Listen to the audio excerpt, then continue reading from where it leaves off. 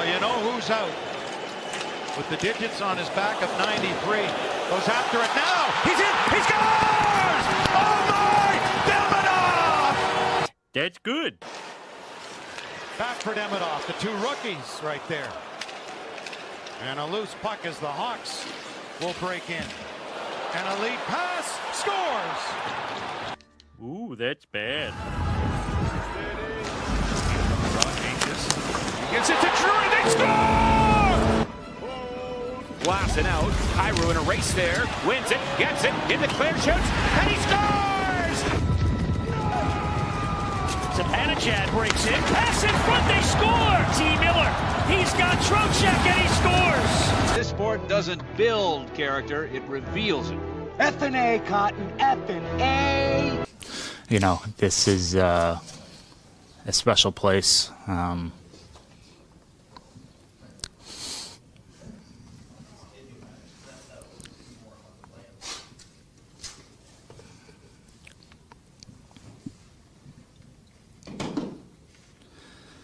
You know, I've been so proud to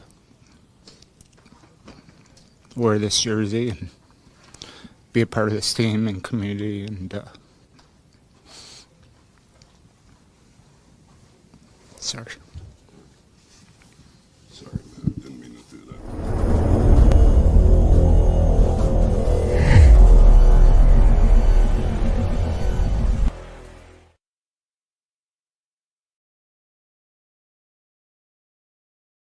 Hey guys, it's the close of the NHL season, and we're going to react more to the Matt Martin comments saying goodbye potentially to the New York Islanders. That's what you really want every one of your players to always sound like. And there's more to come because we got to figure out who's going to be the last wild card in the East and the new voice for the New York Rangers. I, of course, guys, am your host, Mark Williams. Welcome back to Big Apple Hockey, guys. Joined by the host of the Final Buzzer as we do many videos this week talking about the New York Rangers, Mr. John Fokowski. Over. Congrats to Matt Martin, by the way. Well, I know we'll talk about that a little later, but I know that just as a Ranger fan, I wish that the players on my team showed the emotion and the class and the desire to be here like Matt Martin did. So, but congrats to Matty Martin. What a 5th round pick that carved a career of almost 1,000 games out of nowhere. No one probably thought that guy was going to make it. Just goes to show you what hard work and determination can get you when you really put your nose to the grindstone. So, I believe he has a kid coming on the way too. Twins. Yes.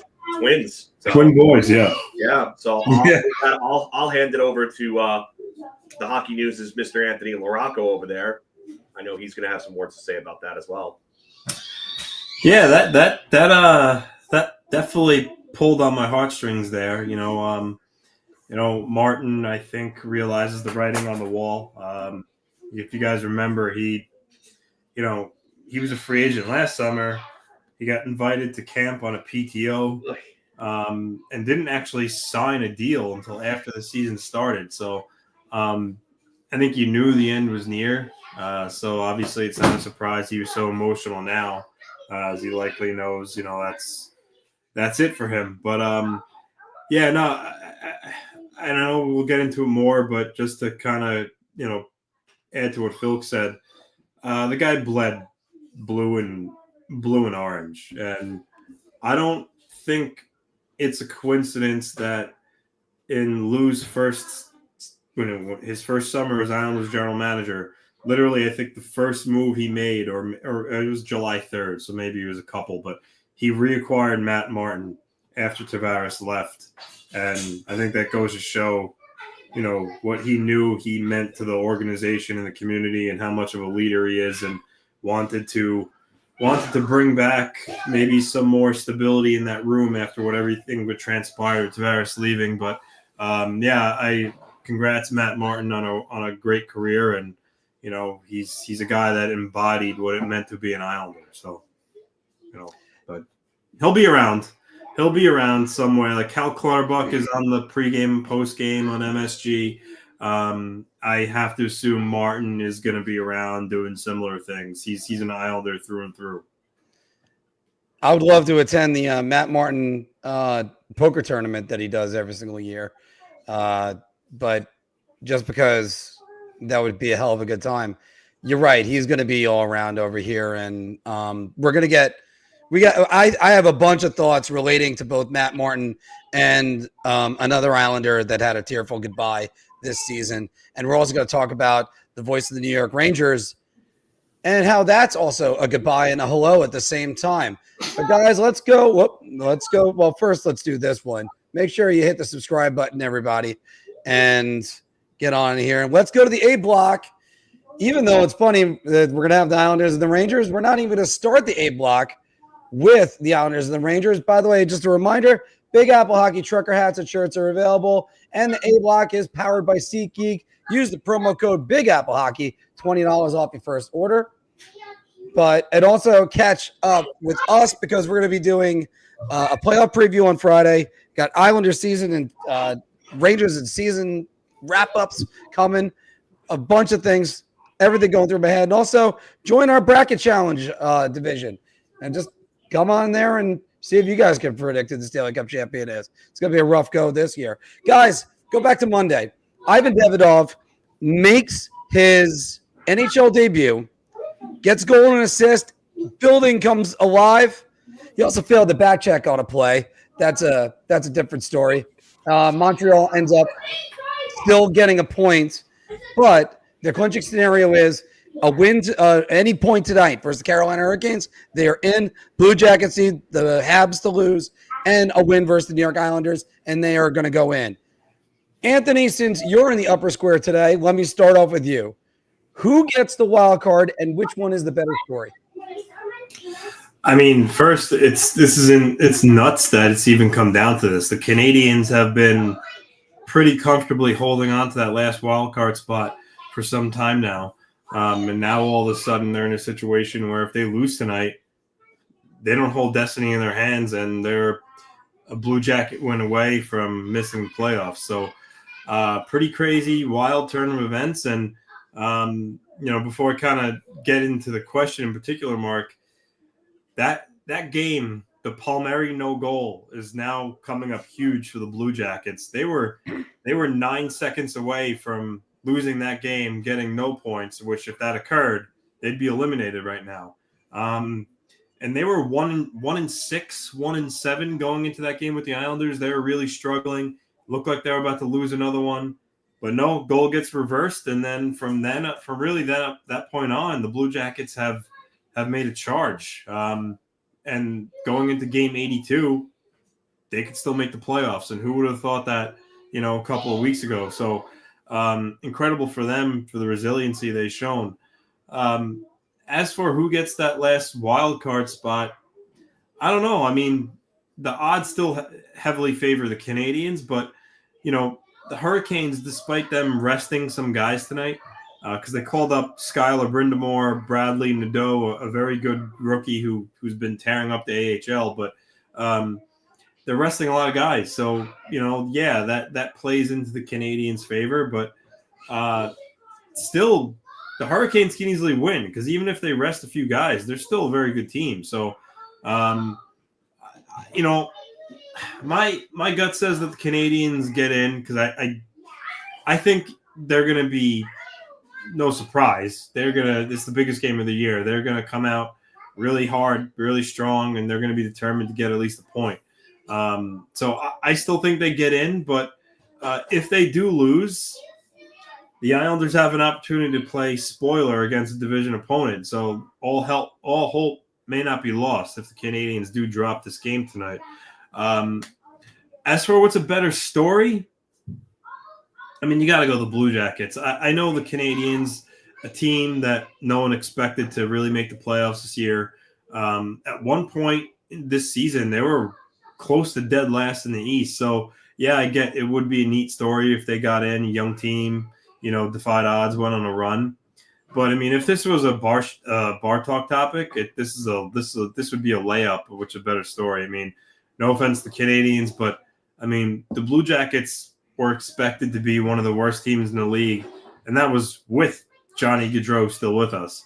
You know, after that tragedy, no one gave him a shot. They're like, this team's going to be dead in the water. And, you know, here they are. You know, Adam Fantilli, 30 goals, certainly broke out. Marchenko, career year. I mean, Sean Monahan, Gaudreau's best friend, free agent, super motivated to have a good year despite everything that happened, and he's been phenomenal. So, yeah, I think it's the Blue Jackets by far. I mean, credit to Dean Evison for keeping that team with kind of monitoring their emotions right after that tragedy and getting them ready to play that for the whole season. And yeah, so can't give enough kudos to him. But yeah, I mean, this is the Blue Jackets by far in terms of, you know, which is a better story. As for who gets the wild card, as I just said, I still think it's the Canadiens, but who knows? That's why they play the games. Phil, who do you think is getting the wild card? I think Montreal's going to get it. Who do I want and who does the better story? It's Columbus for all the reasons that have been said before. Like, I want to see Zach Werenski make the playoffs after the season he's had. 80 points in 80 games with 22 goals. I know that people are going to argue Makar for the Norris, but it should be Werenski. What he means to this team means a lot more to this team than Makar means to Colorado, because there's still a guy named Nathan McKinnon there if Makar is not having his best year. And Makar, 92 points now, I think? Ridiculous.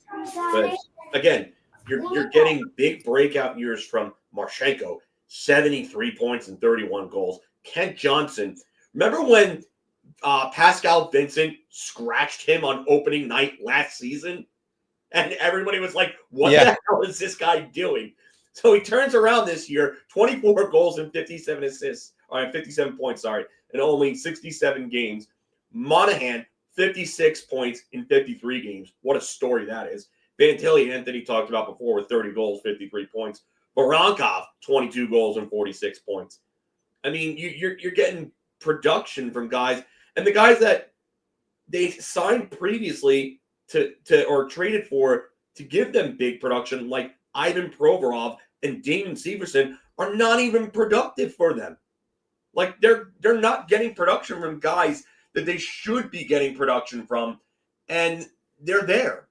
So yeah, hats off to Dean Evison for, you know, who was a good coach at the Wild, I thought.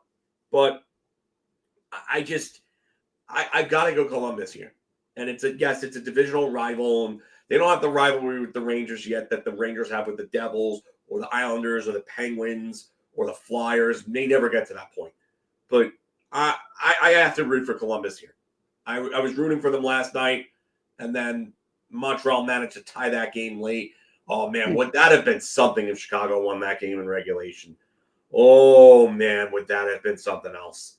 So, but, yeah, I think it's Montreal, but I'm pulling for Columbus. I don't care. No shame here. And I got to say, Phil, that the story itself, trying to figure out like which one's the best story, it's not. I don't think I got to disagree with Anthony. It's not exactly a layup. The return of the Montreal Canadiens to prominence after they've been down for so long, that would be a huge story too. But it is more of an inspirational thing for Columbus. Prominence. Well, at least them being a playoff team again. Who knows? What if they upset the Capitals, which they've done in the past, and they have a history of upsetting teams higher up than them. It's just they've done this for a long time. And the thing about the Canadiens is just their magic carpet ride too. You said it before, Phil, about Monday night's game, but how many times have they tied a game late and kept this going and moving forward towards making the playoffs? Then there's, of course, a little bit of sticking it to the other team that has red, white, and blue in their colors, because the Canadiens are run by Jeff Gorton, who used to run the New York Rangers. And now, lo and behold, they're ahead of the Rangers. So you have that. Then you have again, and then you have Columbus, which is the same situation. John Davidson, who used to run the Rangers, Jim Dolan fires him. He goes back to Columbus. Now they're in a position to potentially make the playoffs.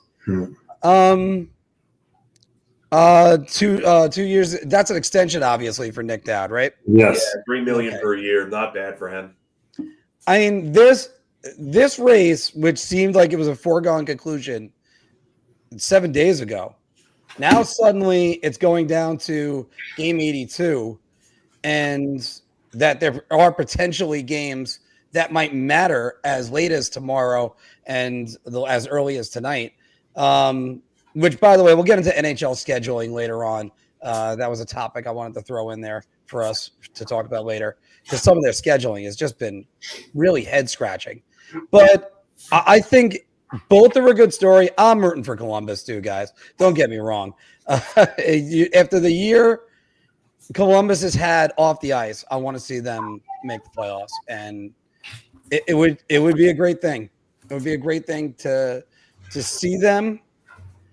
And quite a story, because after all, last night the St. Louis Blues and the Minnesota Wild clinched their playoff spots, and now we know the Wild will play the Golden Knights, the Blues will play the Winnipeg Jets, and most of the series are kind of set in stone right now. Then you got the Devils and the Hurricanes, Stars and Avalanche. We'll talk more about them later. And again, guys, similar situation. I don't know if either one of you guys watched, but the Blues manhandled. I forgot entirely who they're playing last night, but the Ducks put up quite a fight against the Wild. They had to come back and tie it in the final 30 seconds to win in overtime. But I was going to lean into a question on that one, guys. I didn't know what question to ask. But Anthony, did you catch any of that? The Blues played the Utah Hockey Club is the team you're blanking on. Yeah. No, the Blues did what they had to do. They took care of business, and they made sure they got in the playoffs. So Calgary officially got knocked out last night, so the West is all set. Yeah. It's one spot left to be determined, so we'll see who gets it. Yeah. It's sad. Right. I kind of wanted to see Long Island's own Matt Coronado make it. One of my best friends actually works for a company that Matt Coronado's dad used to work for. So he sees Matt Coronado's father, Richie, every day and talks to him. So we were pulling for Calgary to make it and hoping to see Matty in the playoffs. But Matty had a real good season this year. Calgary, another team nobody thought would be where they were, and they were right there until the very end. So maybe they go get a center or another top-notch winger in the offseason, something like that, and maybe they make the playoffs, because that 30th ranked offense was literally dragged there by Dustin Wolf and the incredible Calder caliber season he was having. So he may not win it, but I mean, this may be one of those rookie classes we look back on it in like 20 years or something like that. The way we look back on that 2005-2006 rookie class, and that may be one of the best rookie classes ever when we look at it. Look at the names on it. Well, guys, let's go back to where we talked about in the lead-in, and we saw the video on it, reacting to Matt Martin's tearful goodbye to the Islanders and the Islanders fans and the organization. I know you guys gave most of your thoughts. I'm going to ask you to repeat them again, but I'll give my thoughts on this one too. I play all the time that 24/7 clip from 2012 when the Rangers and the Flyers played, and I posted this on Twitter. Never get caught telling a hockey player it's just a game. But that is a guy who, yes, he did leave the Islanders. He left for a bigger contract. What are you going to do? The Islanders, I think that they re-signed Jason Chimera. They're like, we can remake the fourth line. I actually thought they were going to be better without Jason Chimera, but with Jason Chimera instead of Matt Martin. Instead, Matt Martin was such a key piece. I mean, he ended up meeting his wife basically from coming to the Islanders and being here.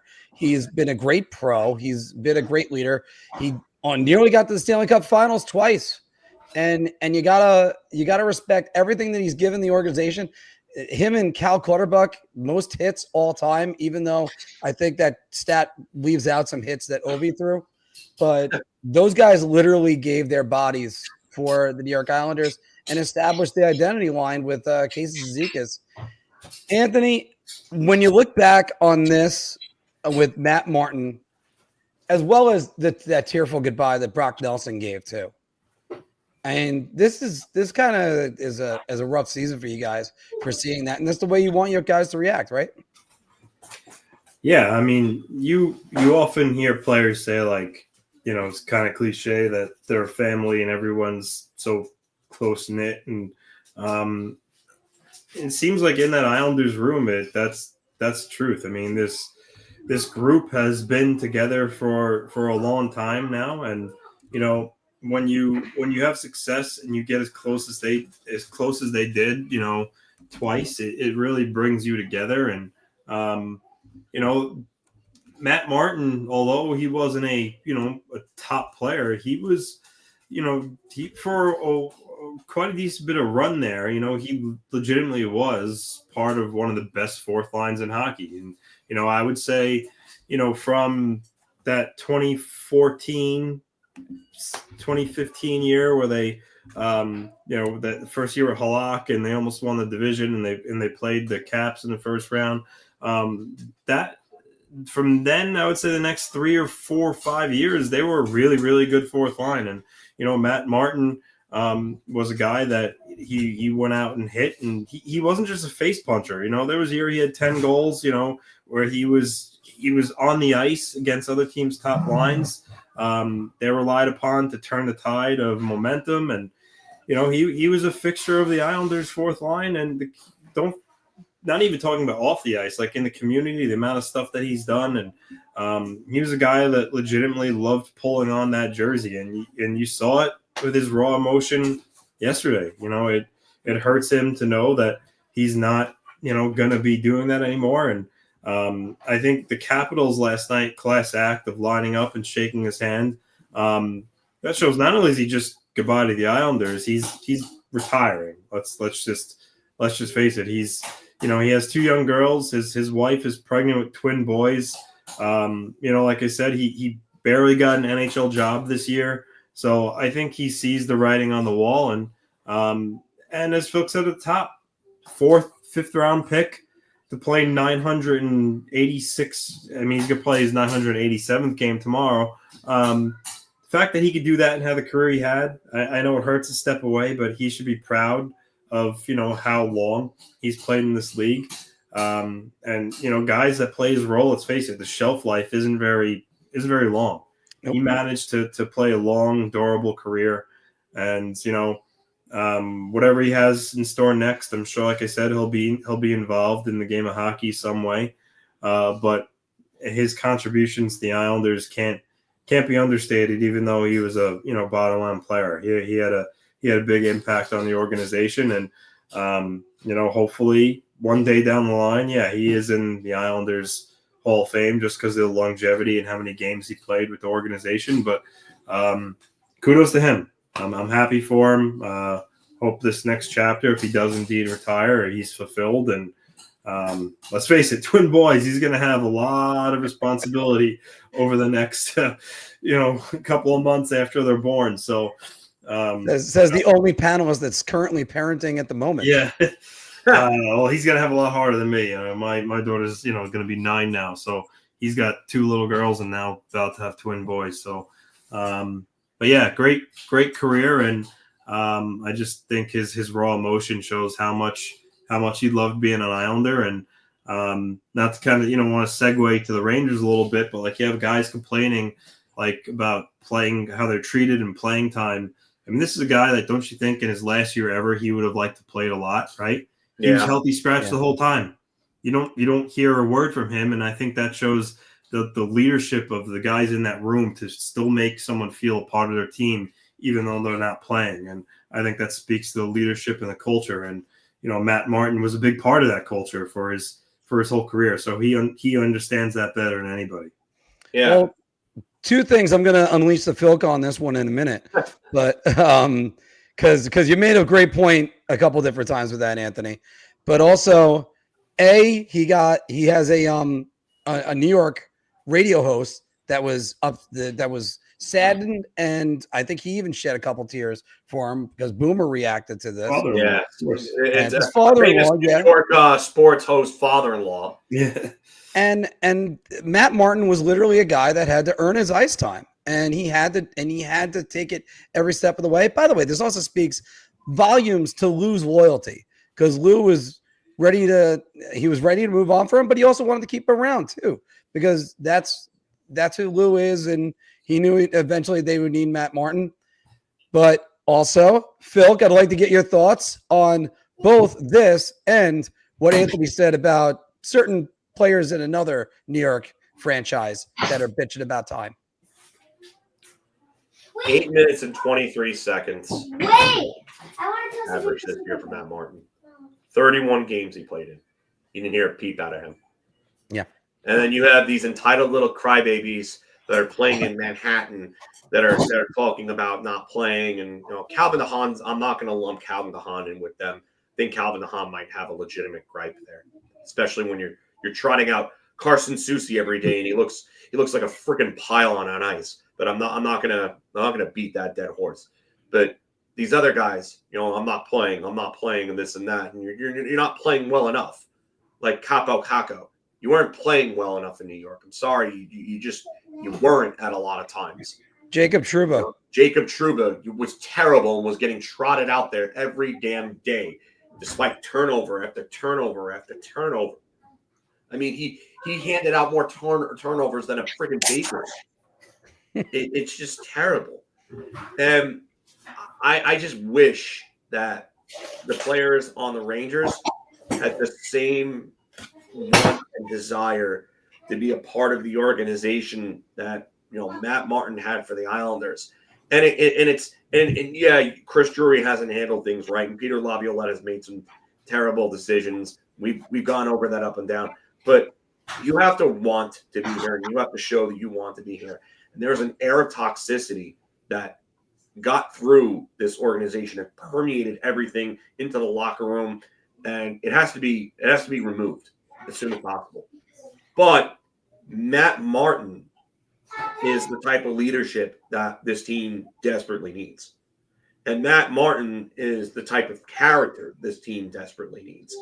And Matt Martin worked his ass off to play almost 1,000 games in his league, never said a damn word when he was being healthy scratched, went out there and hit every damn thing that moved because he knew what his job was.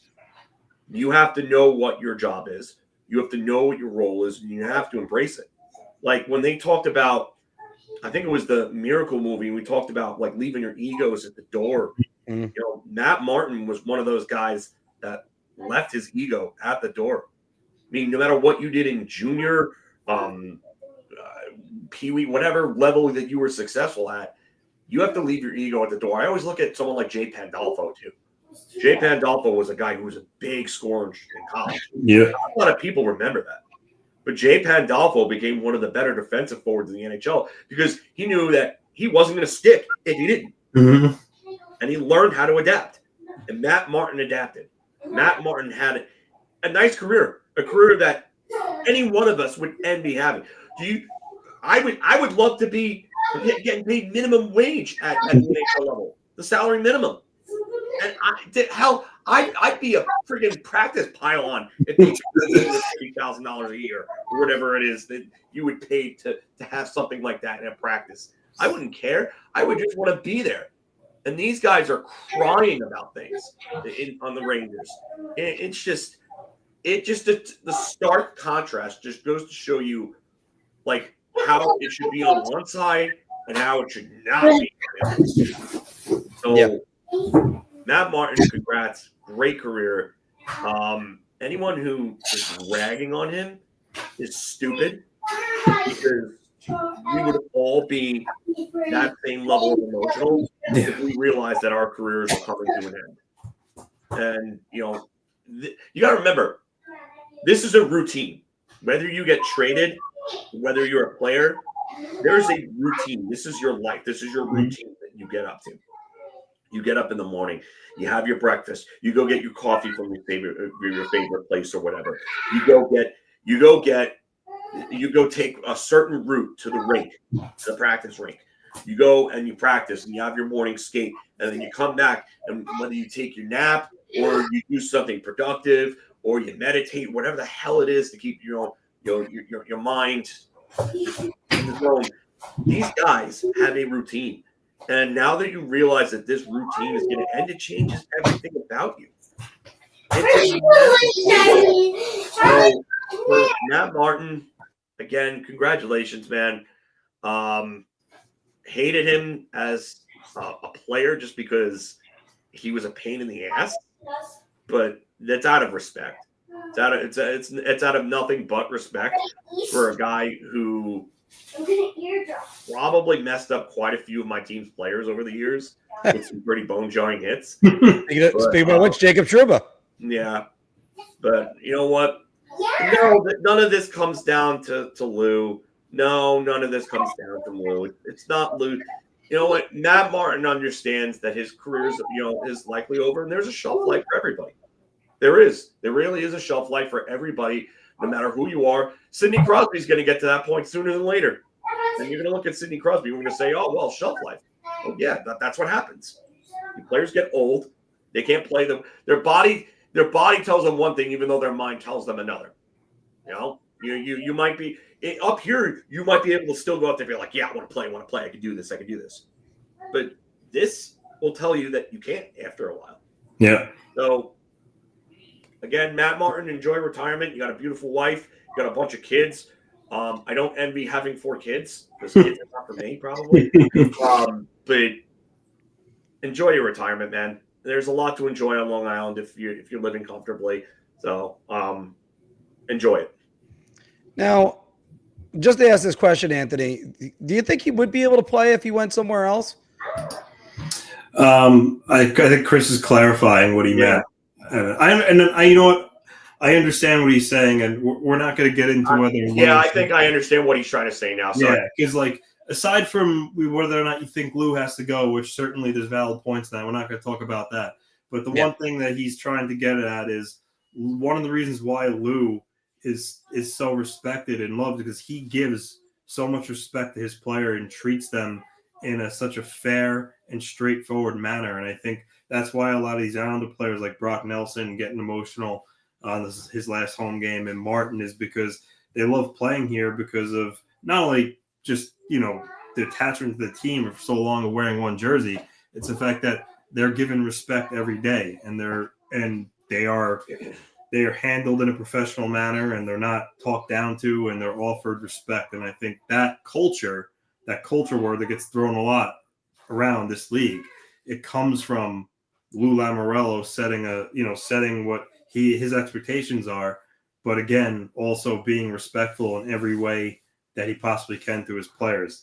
So I think that's kind of what Chris was getting at, is that they like playing for this team so much and get so emotional because it's a good place to play. But Mark, to answer your question, I mean, could he? Yeah, but you kind of see him on the ice. He certainly slowed down. Mm-hmm.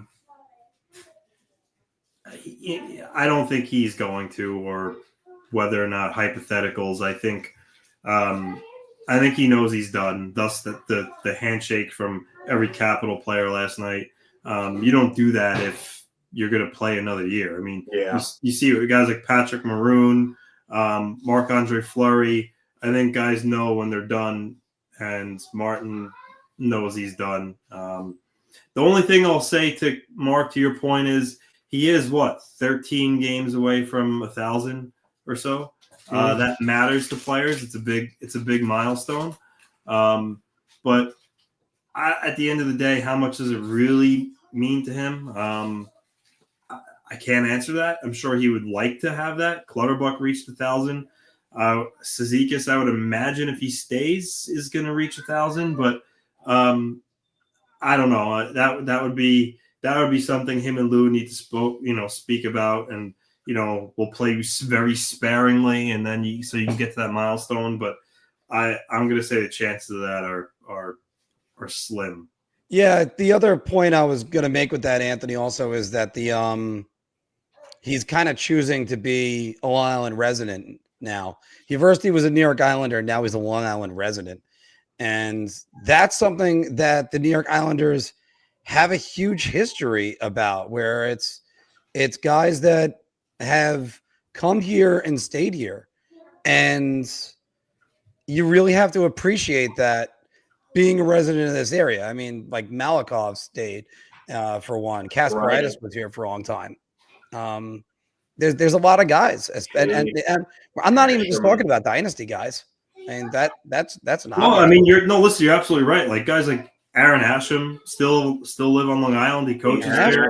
Point Lookout. I know. Yeah, exactly. He's not a native of Long Island. So Benoit Hogue, after all these years, still lives on Long Island. You know. Yeah. So like Benoit Hogue hasn't played there for over 30 years. Yeah. So I mean, what it comes down to, just when you're in one place and it's a good place to live, good weather, schools. Why not stay? I mean, it's Clutterbuck. Clutterbuck's Canadian as it gets. He didn't play in the league this year. Guess where he lives still? Long Island. So like, it's just players like living here, and I don't blame him. Like Phil alluded to earlier, we were saying, if you have a lot of money, Long Island is a great place to live. So like, why wouldn't you stay? So yeah. Problem is, you need if you're in my class, you need a lot more cheddar as far as much as is going on. All right, guys, going to an introduction and a goodbye at the same time. Kenny Albert, according to all reports. Phil, is it official yet? Yeah, it's pretty much official. Yeah. All right. So Kenny Albert to succeed Sam Rosen as the play-by-play host for the New York Rangers. Sam Rosen will call his final game tomorrow night. And just reflecting on Sam Rosen, we've done this numerous times so far throughout the year, to go from watching games when you're a kid in the stands to calling them for 4 decades is an amazing feat. And a guy who is let's get your thoughts first on this, Phil, before I start waxing poetic about Kenny Albert. I mean, one of the reasons why I wanted to be in hockey media was because of Sam Rosen. Sam Rosen was everybody who wanted to be involved in hockey, wasn't good enough to play and wanted to call the games. You looked up to a guy like Sam Rosen, because Sam Rosen had the best career. Like you didn't have to be the guy that was in the gym, 78 hours a week or whatever the hell, I don't know. However many hours you have to spend a week in a gym to kind of keep yourself up to be a professional level athlete. But, sportscasting is a job, and like any other job, it's a great responsibilities. Like there are certain things that are done certain ways. Sam has a lot of homework to do with stats, names, just following the play on the ice. I think that Sam is just amazing in what he does. He's one of the best ever. He's a guy that's synonymous with tons of great calls throughout Rangers history. He's been the only voice really for the Rangers. Like maybe Mike Crispino would come in for a game when Sam was doing football or was sick or something like that. Or like John Giannone maybe. It's been Sam. Sam's been the main play-by-play guy for all of my life watching the team. I've been watching the team for over 30 years. And it's been Sam. Sam and then JD left. And then Joe, has taken over for like the last 20 years. But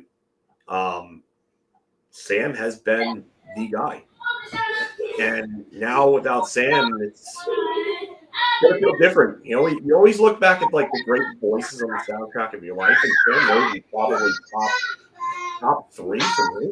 When I think of all the voices that are there, JB, I think of Gorilla Monsoon and Bobby the Brain Heenan in wrestling, and the team that they were together, and how great it's going. It's not just that they're calling the play.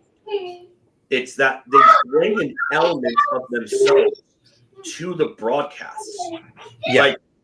Like when when you turn on a Rangers broadcast, you expect to hear Sam Rosen.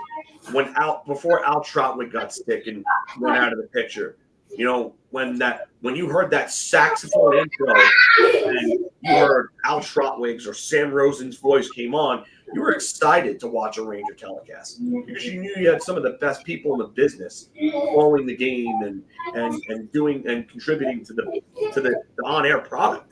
Lord Alfred Hayes is another one from the WWE. He was just, these guys become blamed in your life because they're just there and you're happy to see them. It's almost like Cheers. Like you want to go where everyone knows your name. Like these guys, these guys' names, and they're in your home every night that a game is on. So it's like you're losing a part of yourself. You really are. It's sad, and I'm gonna miss Sam. I know we're all gonna miss Sam. Even as a fan of a rival team or a fan of a team that doesn't watch him much, if you've ever had the privilege to watch Sam Rosen, there's a love and respect for the guy because of the way that he not only did his job but handled himself. So I don't want to rant on too much, but yeah, we're gonna miss Sam. I'm actually gonna jump in real quick because I want to tee you up, Anthony. Because you look at all the things that Sam Rosen ever did, and I'm gonna miss him. I mean, we talk about great announcers throughout our lives, like Howie Rose, who was also in there, did the Islanders, the Rangers, the Mets. But then you look at who's going to be doing both games for the New York teams, and they're both the TNT guys.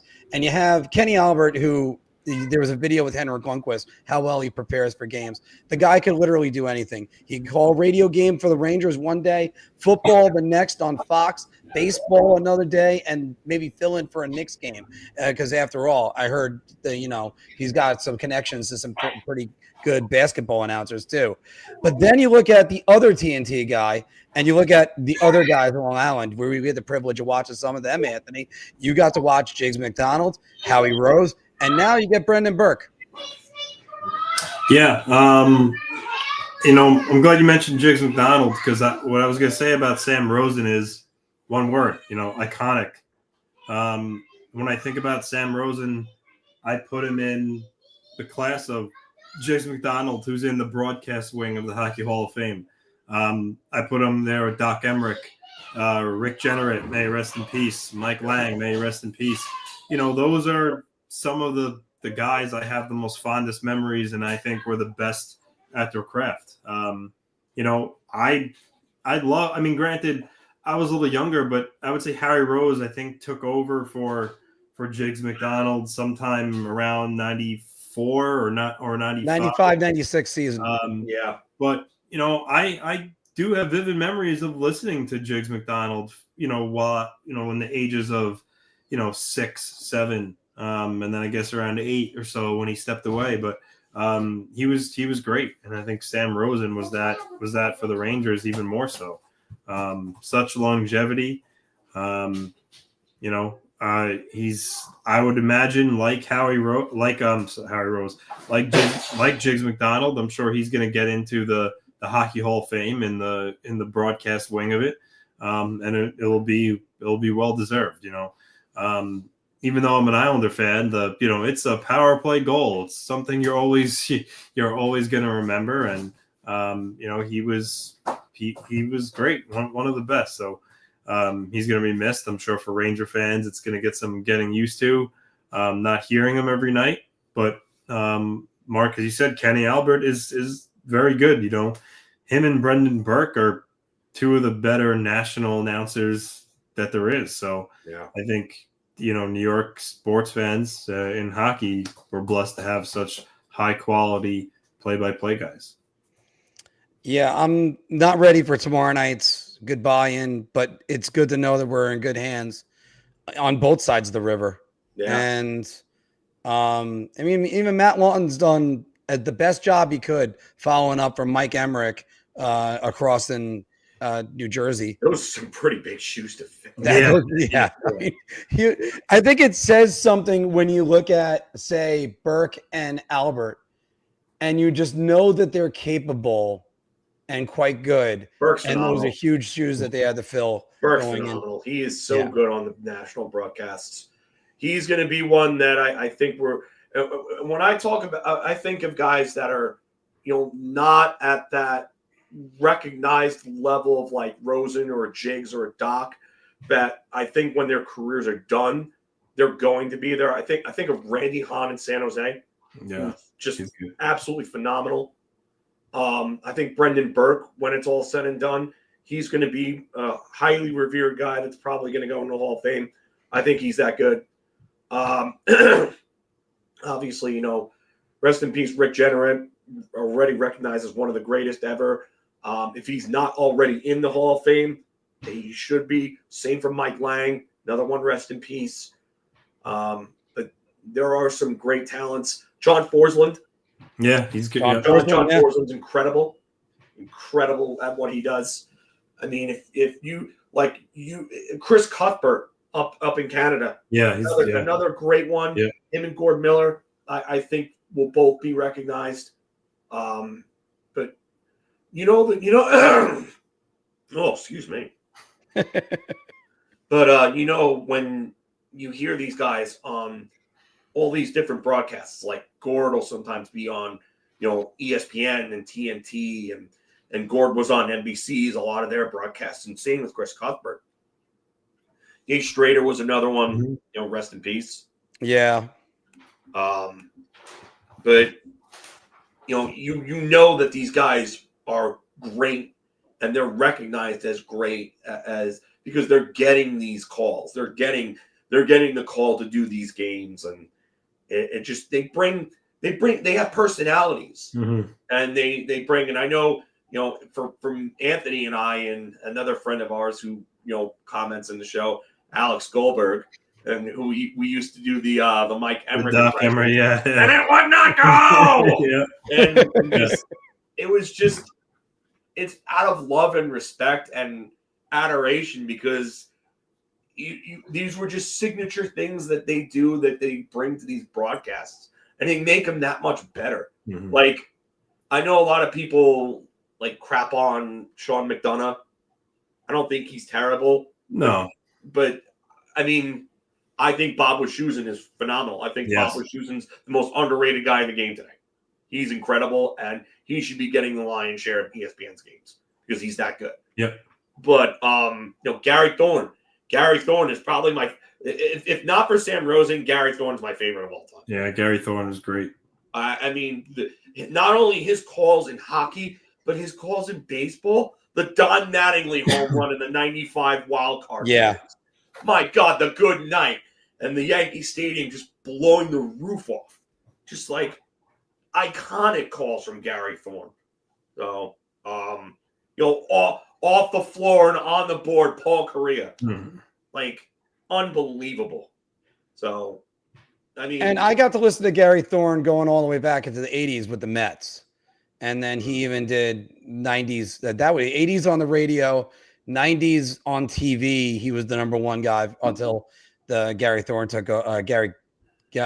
Rose took over for Sports Channel, but not for the WPIX broadcast because he still did them with Seaver. He was, and again, Gary Thorne, amazing in what he was able to do, multiple different things. It's just, again, guys, we're blessed. We're blessed in New York. How many times do you watch a game elsewhere and just go? Yeah, Steve Goldstein in Florida is pretty good too. He's another one. If you guys haven't heard Randy Moeller on their radio, my God, man, what an element he brings. What an element he brings. He's just alumni of Off the Post. Yeah. There you go. He was on there. Yeah, he was. Yeah, he was one of our first guests. Anthony, do you remember who our first guest was? Brian Compton. Correct. Yeah. Correct. Well, do you remember who Big Apple Hockey's first? Sorry. Well, Big Apple Hockey, All Things Rangers, our first guest. Do you remember that, Anthony? Arthur Staple? Nope. It was Anthony booked him, Marty Biron. He was the first one? He was the first one. Really? Yeah. And you know what? It's funny because I remember him saying he hated the sound of his own voice. Yeah, because I said I love the sound of his voice. And just he was such a funny guy, man. I would love to get him back on. And yeah, he's such a great personality too for this game. But guys, we've talked a lot about the A block and a lot about hellos and goodbyes. We're gonna take a quick break and come right back and do some bar talk and some Big Apple hockey pick'ems after that. Hockey fans light the lamp this winter with DraftKings Sportsbook, an official sports betting partner of the NHL. New customers can bet just $5 pregame money line on any NHL team to win their game and get $150 in free bets if they do. If that wasn't enough excitement, you can turn small bets into bigger payouts with same-game parlays. Combine multiple bets like which team will win, how many goals will be scored, and more for your shot and an even bigger payout. Download the DraftKings Sports app now. Use promo code THPN. Bet $5 on any NHL team to win their game and get $150 in free bets if they do. Only at the DraftKings Sportsbook with code THPN. Shot. This is the easiest I've ever had to answer. I'm going to say beer. I can't even begin to describe. I'm actually going to go crazy. I'm going to buy everybody around on this one. And welcome back, everybody, to Big Apple Hockey's Bar Talk. We're gauging our confidence on NHL topics based on our choice of drink. Are you so confident that you're buying around? So. I'll have a beer. Oh, God, give me a shot.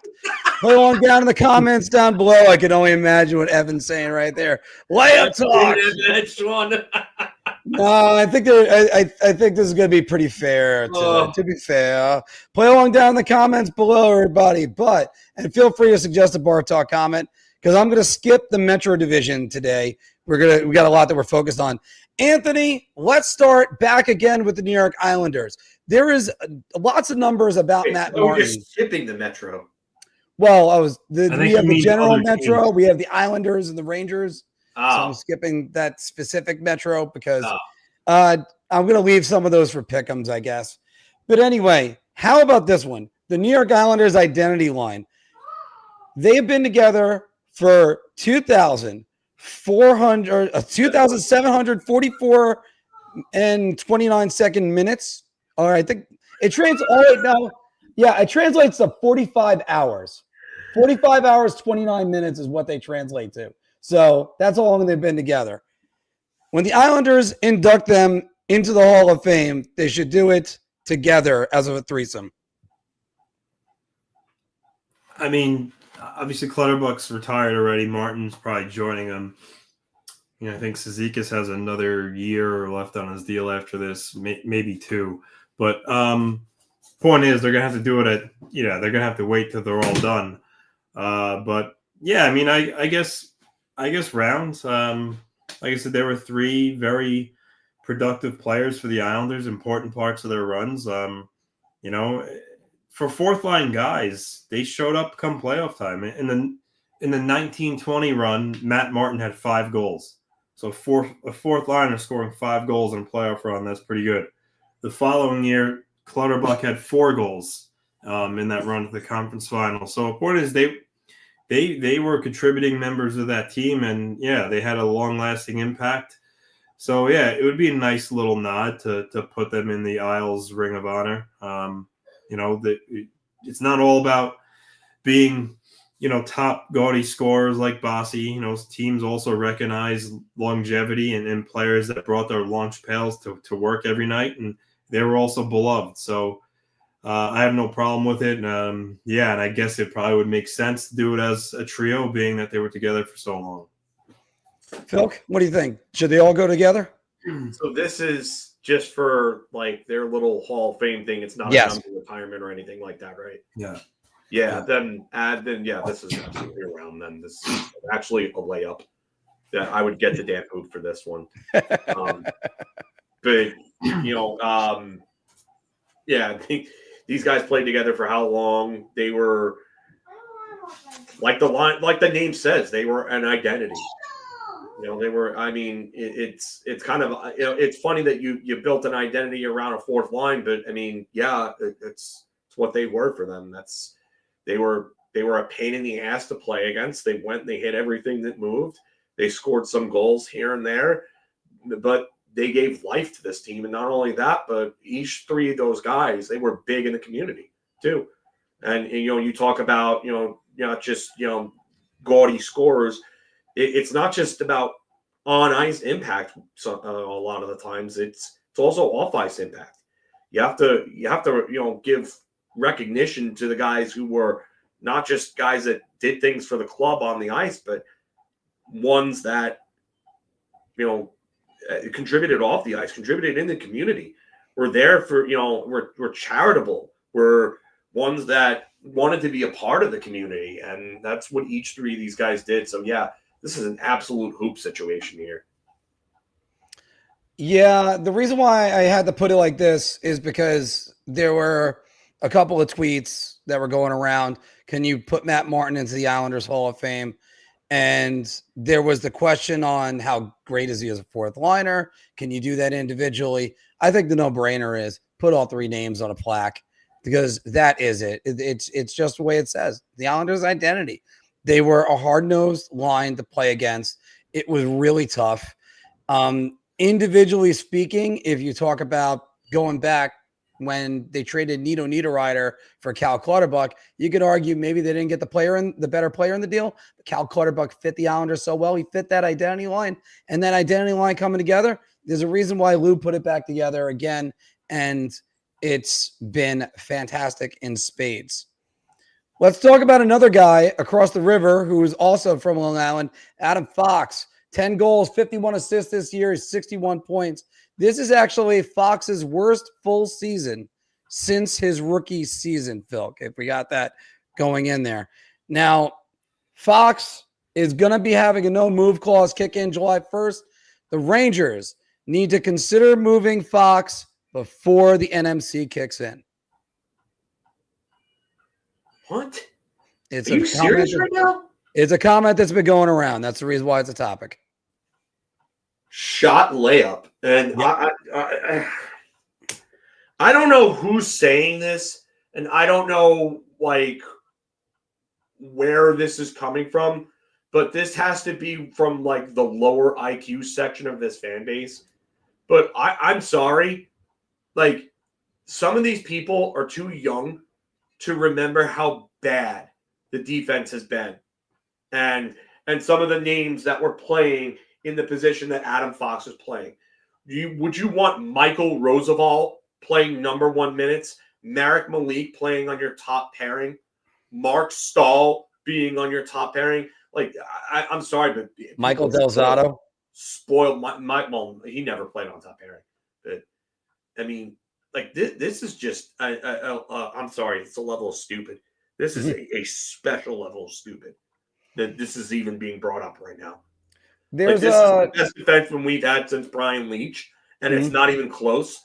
If you guys want to watch Vladimir Malikov or Boris Mironov or Sylvain Lefebvre or Rich Pilon or Dave Karpa or Igor Ulanov, I mean, by all means. I mean, we could go back to those ages. Tom Pody was an all-star compared to those guys. And yeah, Tom Pody went as an all-star in 2003, replaced an injured Brian Leach. He would have never went to the all-star game and Leach not been hurt. I believe broke his ankle on a shot block against Buffalo that year. But this is stupid. This is absolutely dumb. And you know what? Before I say something I'm going to regret saying, I'm just go. Yeah, and look, I've been a proponent about moving off of Igor Shesterkin for a while, saying that his numbers have been going down. And I understand that there's a 13-point drop with Adam Fox. But on the other hand, you look at the rest of the team. I mean, you have a 40-point drop-off with Artemi Panarin, a big drop-off with Vinny Trocheck. I understand the NMC is kicking in and people are starting to get a little bit of cold feet out there in the Twitterverse. But no, I'm not moving off Adam Fox. I'm going to go with Shot on this one. And there is the concern that his knee is not the same from last year. but still 61 points, and you're calling that a disappointing season? I'll take that in a heartbeat. Yeah, Anthony, exactly. Anthony, do you think the Rangers should consider potentially moving Adam Fox? Listen, I get wanting to make changes. They have to make changes. Yeah, got Kreider gone, Zibanejad. Need to convince them to move, waive, maybe even, move Lafreniere. But there are certain guys you do need to keep. And even though maybe he had a down year, I think you got to keep Adam Fox. And then, see how he performs next season. Now, if next season rolls around and he has another maybe lackluster year or even worse, then maybe you consider that then. But for now, I'm gonna say shot. And then, as I always say, with the caveat, obviously, if someone calls up Chris Drury, whoever the new general manager's phone, and makes an offer that you just kind of like your eyes get wide like a cartoon character, then maybe you move him if it's that good of an offer. But otherwise, no, you keep him. Because thinking like this, and Phil, I'm going to throw it over to you on this, but thinking like this is what basically got the Rangers trading Sergei Zubov when he went on to have a Hall of Fame career. And that was just ridiculous back then, right, Phil? It's stupid because there's less than a handful of defenders that have had a 60-point season and multiple 60-point seasons for the Rangers. Can you guys name the guys that have done it? Because I can. 60 points. Well, obviously, Brian Leach. Leach, obviously. Yeah. James Patrick. James Patrick is another one. And we're talking multiples. So we're eliminating Sergei Zubov from that discussion. So multiple 60-point seasons. Yeah. Brad Park. Correct. I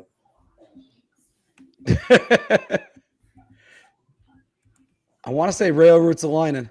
That is correct. Okay, good. So we have one more? One more. In what era?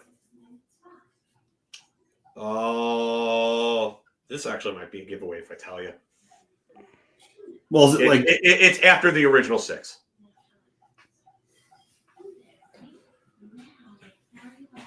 Are you considering the original 6 era, by the way, technically to be from 1942 to 1967? Yeah. Okay. After the original 6, I'm blanking on the production, so Ron Greshner. Thank you. Yeah. Good thing I didn't say Dave Maloney yet. Yes, Ron Greshner is the other one. The number of defensemen that this team has had that have put up crazy, put up 60-point seasons. It's not a lot. It's not, and the fact that we have a guy that's a Norris winner. The last Norris winner before Adam Fox was Brian Leach. Yeah. And before that, you'd have to go back to Harry Howell. Harry Howell, not Doug Harvey. I don't think Doug Harvey had. He may actually know. He won one with the Rangers. As a Ranger. I think he won in 64, if I recall correctly. I think Doug Harvey. Did he win as a Ranger? Yeah, 62, and Howell won after him. Okay, so yeah. But still, Phil, you're looking at just his points: 74, 72, 73, 61, and he missed 57. And he missed 10 games this year. He missed 8 games this year. I'm not pitting this on Adam Fox. Adam Fox could have a better year. And I know what some people are saying. Oh, his toughness is this, is that. No, I think Adam Fox is fine, even where he is. Was Sergei Zubov tough? Yeah, did he need to be? How about was Brian Leach tough? Yes, he was. Tough? But again, put a guy next to him that could be tough. Is Cale Makar tough? Is Quentin Hughes tough? Yeah. All those guys need a defenseman to pair them with that brings the snarl or complements their game well enough. Look at Cale Makar and but again, the Rangers Devon for Taves. 30-plus years now have put guys like that have been above their pay grade in positions like this. Jeff Bukaboom. We all love Jeff Bukaboom, right? Jeff Bukaboom was a great partner for Leach. Did Jeff Bukaboom belong on a top pairing? Nope, but he fit him. Yeah. And then Michael Roosevelt. Was Michael Roosevelt a number 1 defenseman? No. Was Marek Malik a top pairing defenseman? No. Was Fedor Tutin a top pairing defenseman? No. Was Mark Stahl or Dan Girardi a top pairing defenseman? No. Was Ryan Lindgren a top pairing defenseman? No, that's the problem. Yeah. So it just, but sometimes you can get like the guy to be like Don Sweeney to Ray Bork too. All right. Hey guys, I just kept this one simple. The Red Wings will miss the playoffs this year. The Red Wings should move on from Steve Yzerman, Anthony. Well, they did miss the playoffs. The Yzerman plan, going on many years now, huh? The only reason why it's Will Philk is because the playoffs technically haven't started. I knew somebody was going to say something about it. I don't know. I get why the question would be asked because he still hasn't got them in the playoffs. And close isn't good enough. I'll go beer. Because I'm not 100% on the idea that they should can him. I'm also not 100% on the idea they should give him a lot more time. So that's why I'm landing in the middle there with the beer. He's made some questionable decisions. Obviously, JT Compher contract. You have Andrew Kopp contract. But I mean, he's drafted some good pieces. They might have the goalie of the future on the way in Kosa. Yeah, you know what? I think maybe ownership gives them another year. Like if they don't take, like unlike the Senators who finally took the next step, maybe if they don't take the next step and make the playoffs next year, then maybe I make a move. But I don't see it happening this offseason. But I get why the question's being asked, and at some point you need results. But I think they're going to give him similar to Lou Lamoriello. I think he's going to get the benefit of doubt from the ownership because of his name, who he is, and then what he's done for the blueprint of Tampa Bay. But yeah, I think he's going to get another year. I don't think they're going to move him right now, nor do I necessarily think they should right now either. Ask me this again next summer, my answer is different. Beer. Phil. I'm going to say shot. And I'm going to say that just because there is a young core that's in place here. They have Dylan Larkin's not exactly young anymore, but you have Lucas Raymond, you have Moritz Seider, you have Simon Edvinsson, who game by game is looking better and better. If you ask me. Now, I watch a little bit of Detroit. I'll tell you right now, Simon Edvinsson is going to be a monster. He's going to be a very good player. 29 points this year. The way he skates for a guy that size, man, just super smooth, man. He's so good. I mean, having a pair of Seider and Edvinsson for years to come, two guys that are 6'5" or taller that can skate that well. Axel Sandin Pellikka is going to come up probably next year when Jeff Petrie comes off the books. I mean, they've got pieces, man. I think this Detroit team, and look at, I mean, Alex DeBrincat is still young. 37 goals, 68 point season this year for DeBrincat. I mean, Marco Kasper coming up. I mean, again, I get the reluctance with the contracts, like JT Compher and Vladimir Tarasenko. That contract was dumb.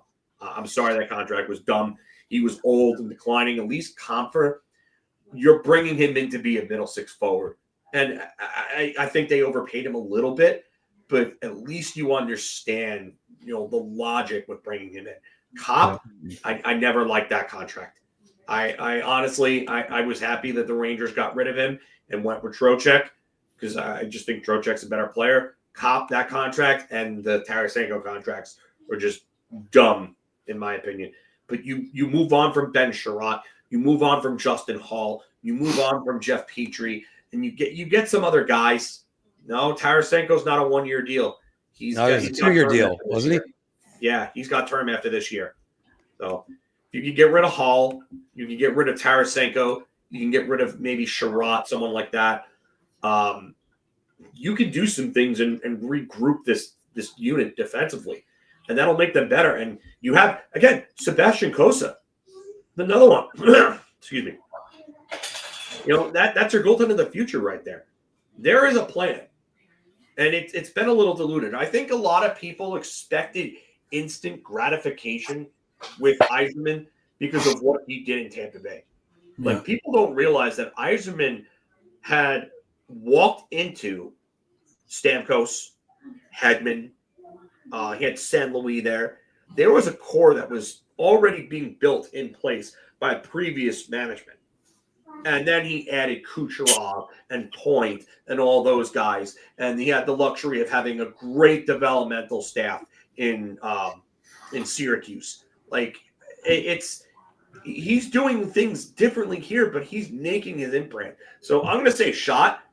I think there are going to be some guys that are going to come up in the next few years and going to be like, we really had this discussion last year. Marco Kaspar's 35 points, 18 goals in his first year so far this year. That's why I mentioned it. Yeah. Like all these young players that are coming in and contributing, just think of how they're going to be next year. Mm-hmm. And everybody's talking about Sandin Pellikka being one of the top young defensemen in the entire world outside of the NHL right now. Imagine when he comes over. Mm-hmm. And I'm glad you guys went through all the different variables on this, because I think the thing Yzerman has been missing is that goaltender. The way I'm just going to use this metaphor, and Anthony will appreciate this a lot, is a what? Ebola.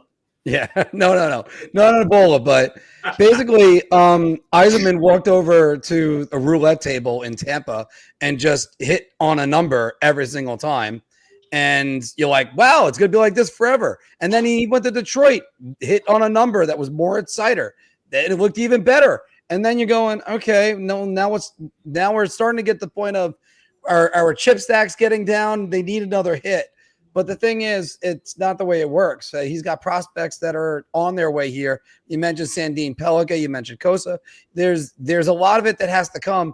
And I think he was kind of making promises a little bit too early about making the playoffs. It would have been nice. Mark, you muted. I hit my mic. Sorry. They could have made the playoffs last year, taking some of this heat off. Would have been nice if John Tortorella would have known what his situation was, but he didn't. So I think you should still give him some time. But he's that heat on that seat, you can turn it on now. I think it's official. You could get that one on. And after all, Yzerman's acted with decorum. He hasn't alienated players or even coaches or even the fan base like another GM has around these parts. All right, Phil, let's go to the Central Division, where the Dallas Stars, 106 points, ranked 5th in the NHL, and they will be facing the Colorado Avalanche, 102 points, 8th in the AHL.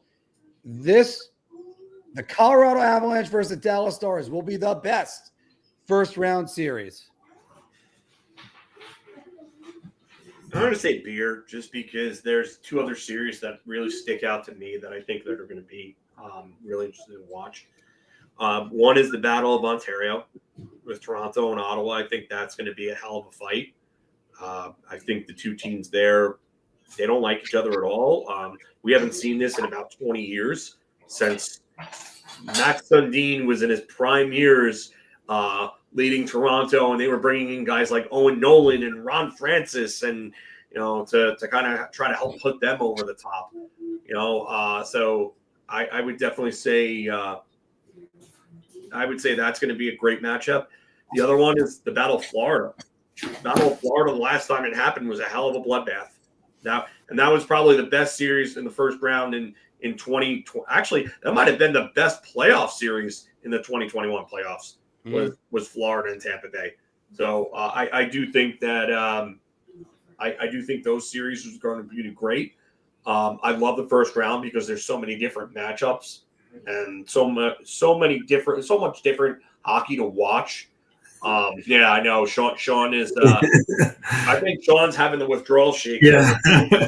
Somebody might want to do a wellness Sam Rosen checkup, and Sean. Kenny Albert. There wasn't any talk. What?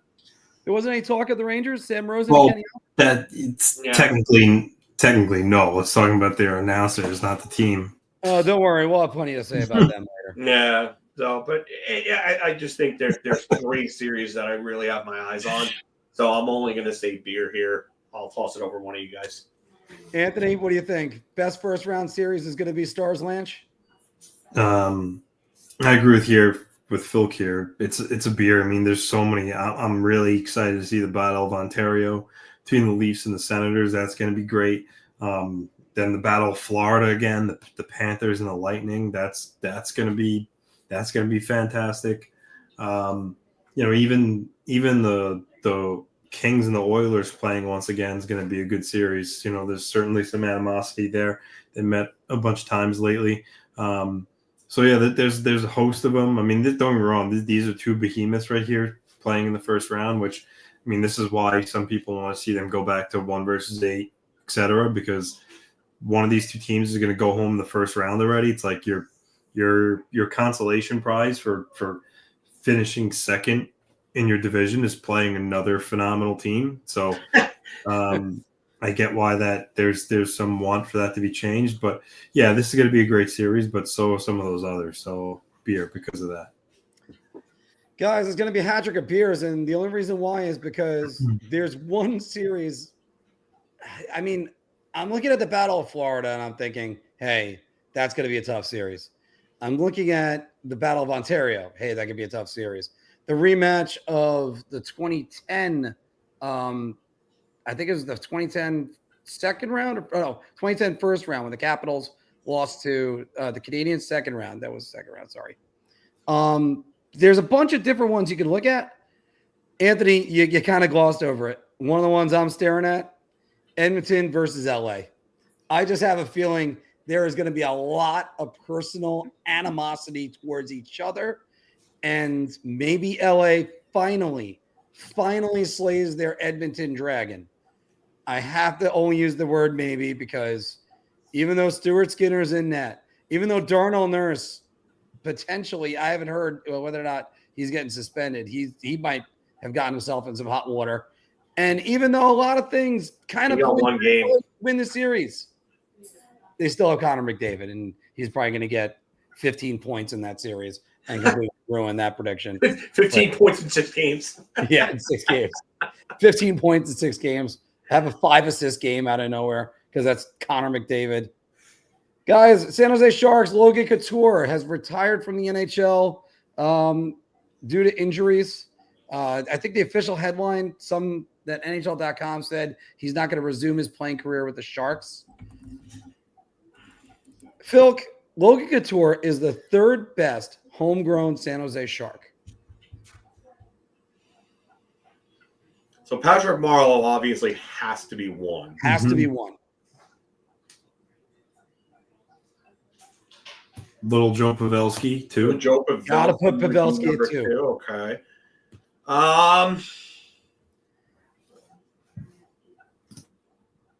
Yeah, I mean, I'm going to have to, I guess, buy around on this. I can't think of who else would really be right there.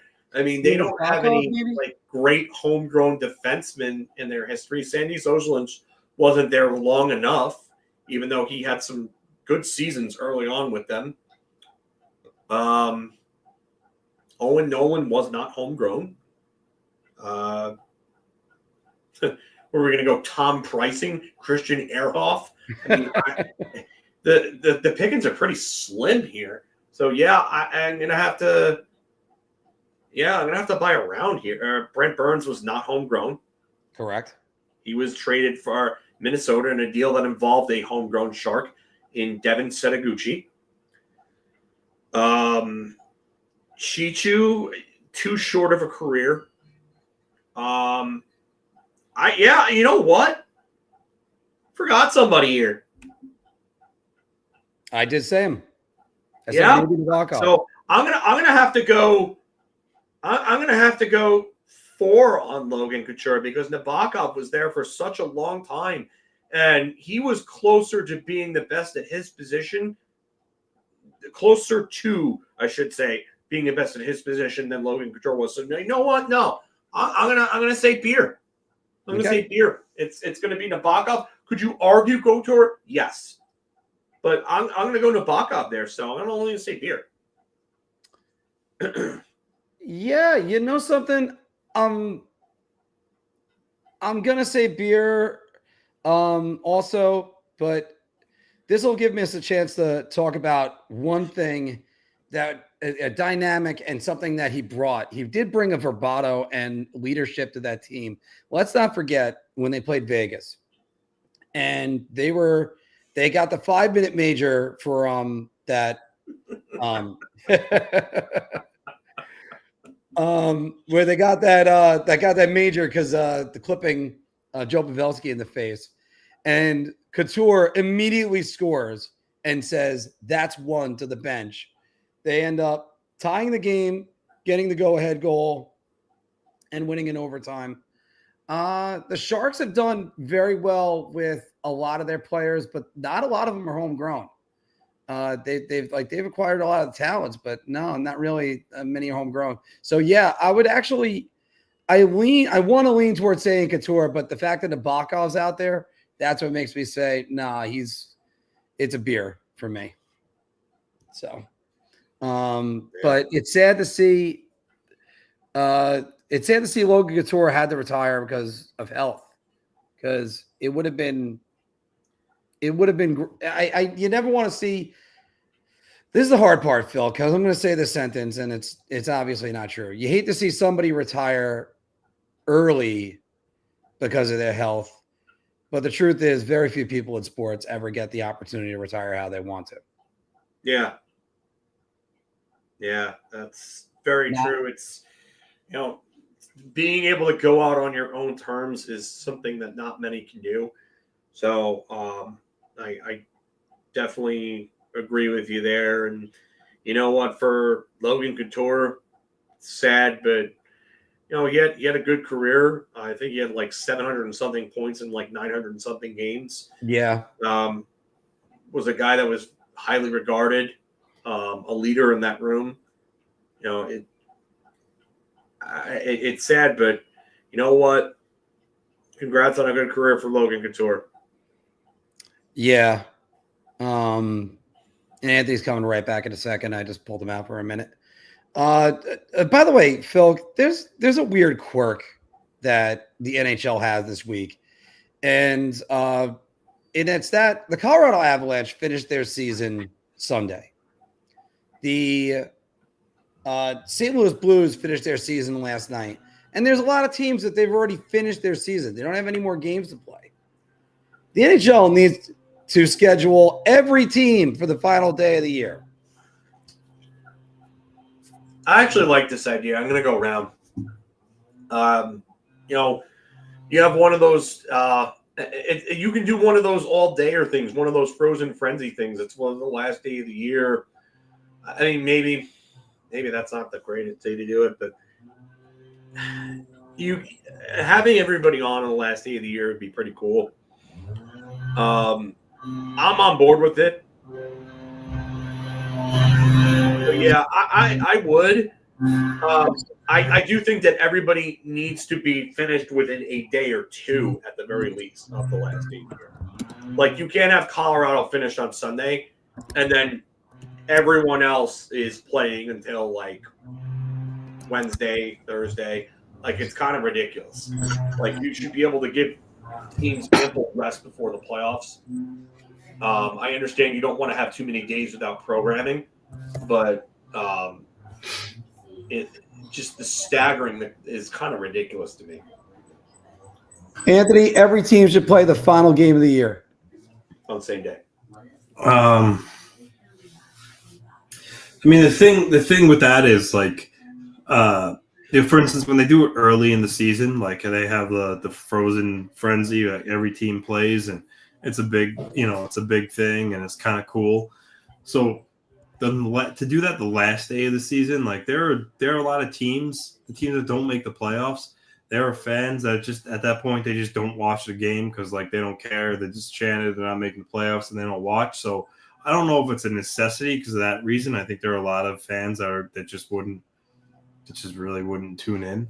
So I don't know if it's a must, but I do think they need to change the way they have the games with the end of the season, especially in cases it's like when, like a case like today, right? Like the Habs play, and like if after their game, if they were to lose, they have to wait to see what happens tomorrow when the Blue Jackets play.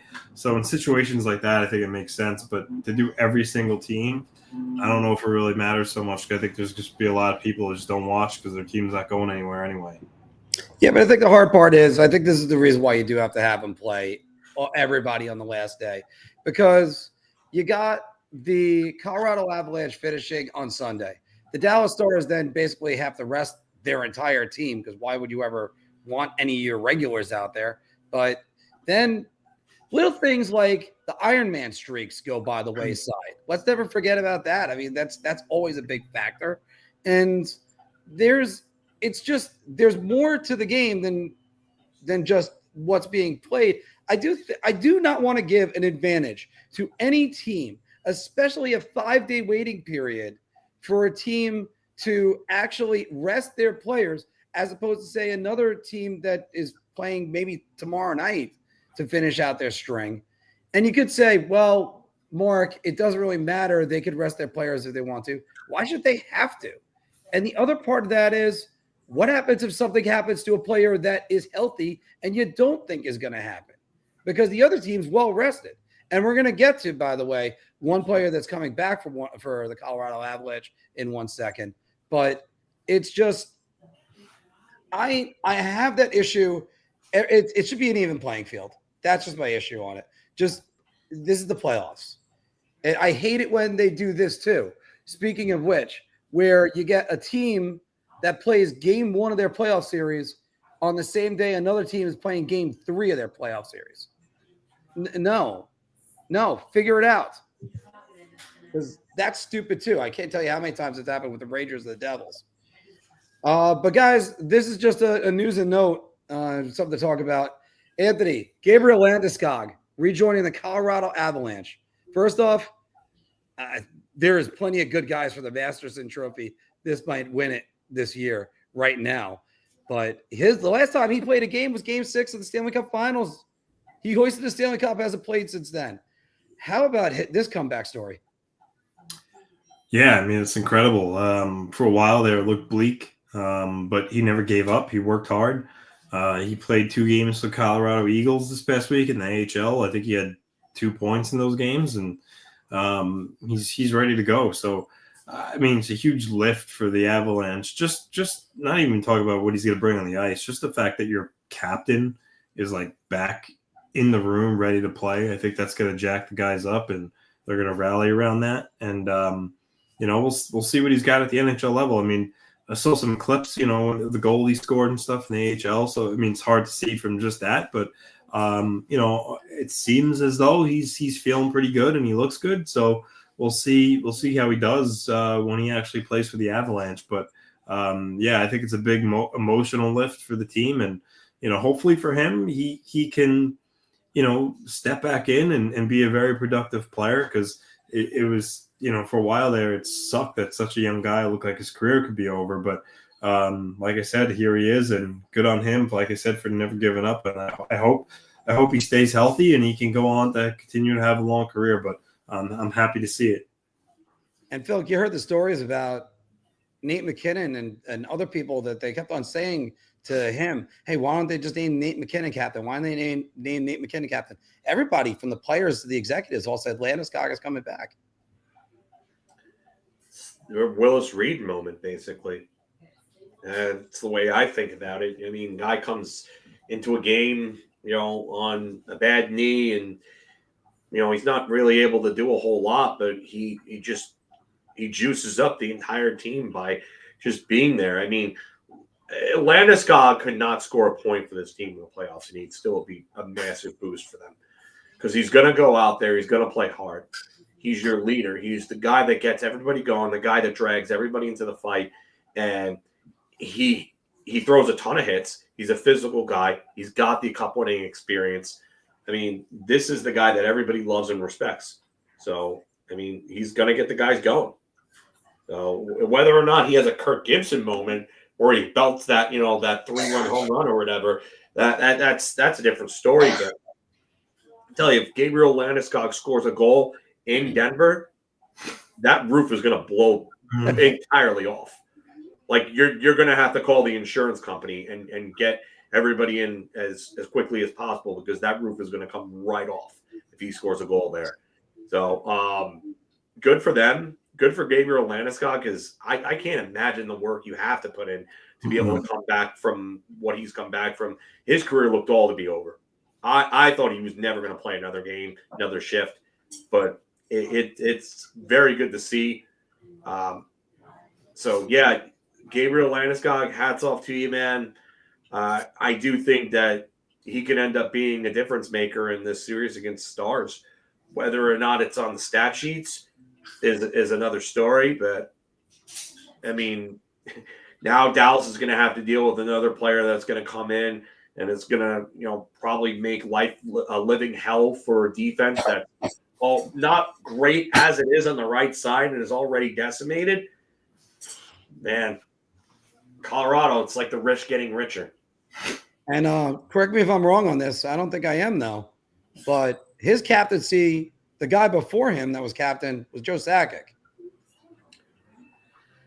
Sakic retired after 08-09, so I don't think he was the captain before him. That's why, correct me if I'm wrong on this one. Yeah, Sakic's last season, I'm pretty sure, was 08-09. Yeah, and he was 11-12, so it can't be that. Yeah. Now I'm just being silly. But no, was it Ryan O'Reilly or Matt Duchene that was the captain between? It was one of those two, I believe. But nonetheless, you're looking at a guy who's basically been giving it his all to try to get back on the ice. He was determined. And hey, guys, look what happens when you got a guy who has basically got a career-ending injury and he works his way to get back onto the ice just in time for the playoffs 3 years after the last time he played. Whereas another New York captain whined and cried and checked himself out because his name was in trade rumors. Wah! Was Adam Foote and then Milan Hajduk. Sorry. Yeah, I was foolish. I should have realized those would be the two guys. Yeah. Still pretty close. Well, by the way, it's nice that when your captain's actually, involved, is supposed to say, checked out. All right, guys. That was the end of Big Apple Hockey's Bar Talk. We're gauging our confidence on NHL topics based on our choice of drink. Let's skip ahead. Let's do some pickups, boys.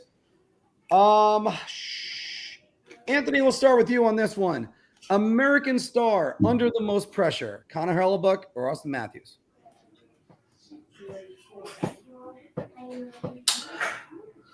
I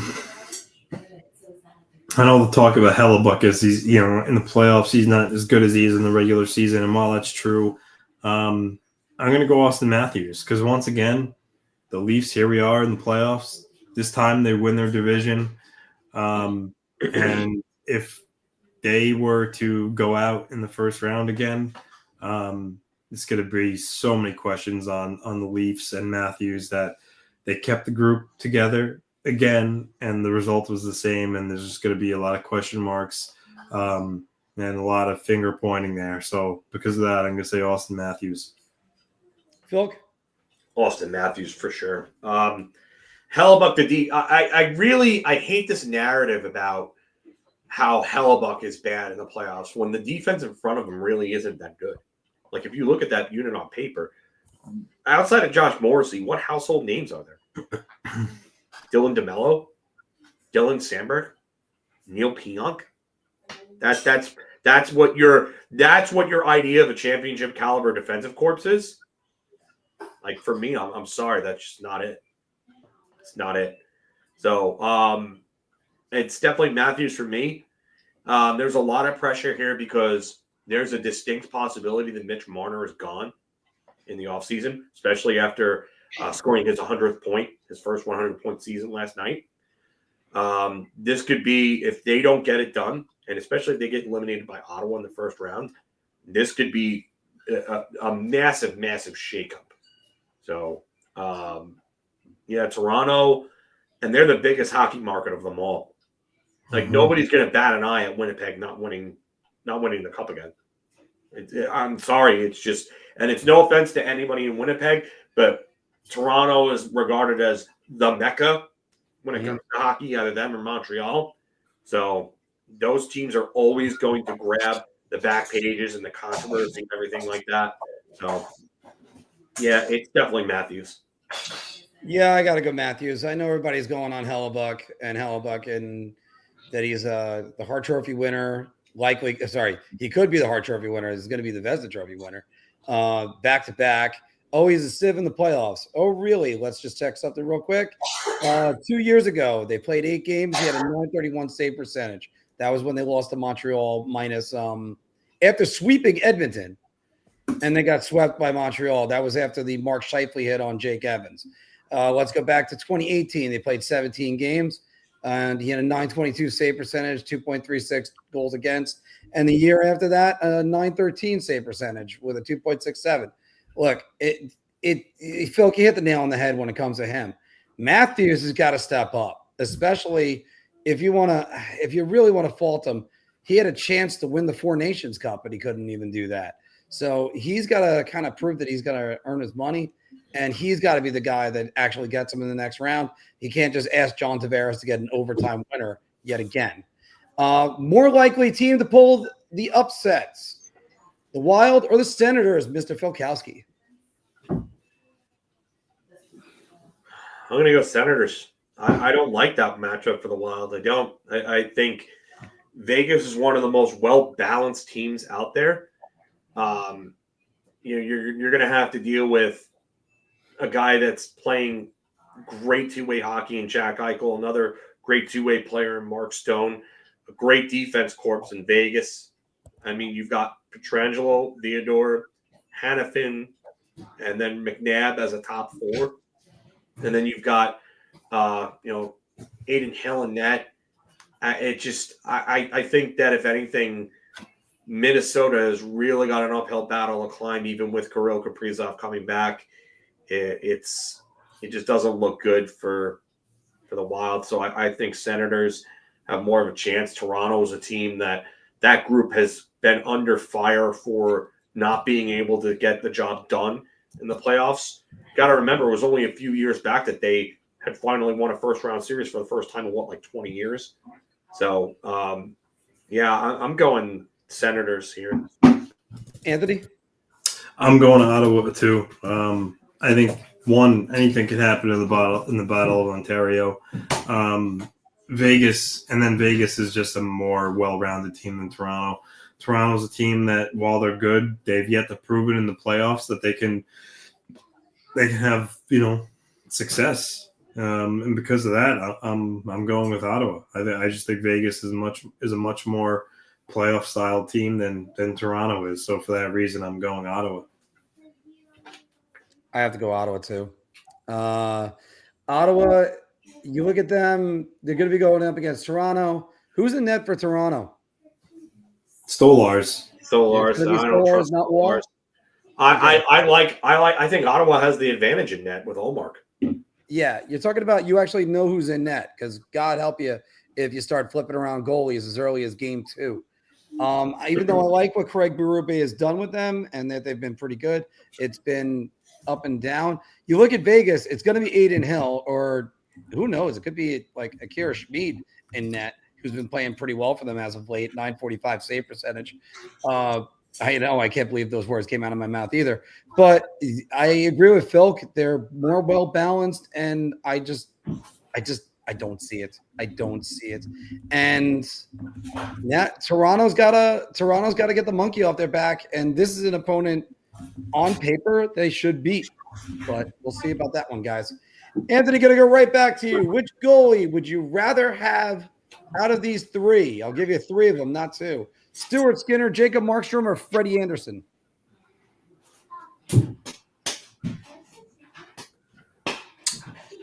Jacob Markstrom.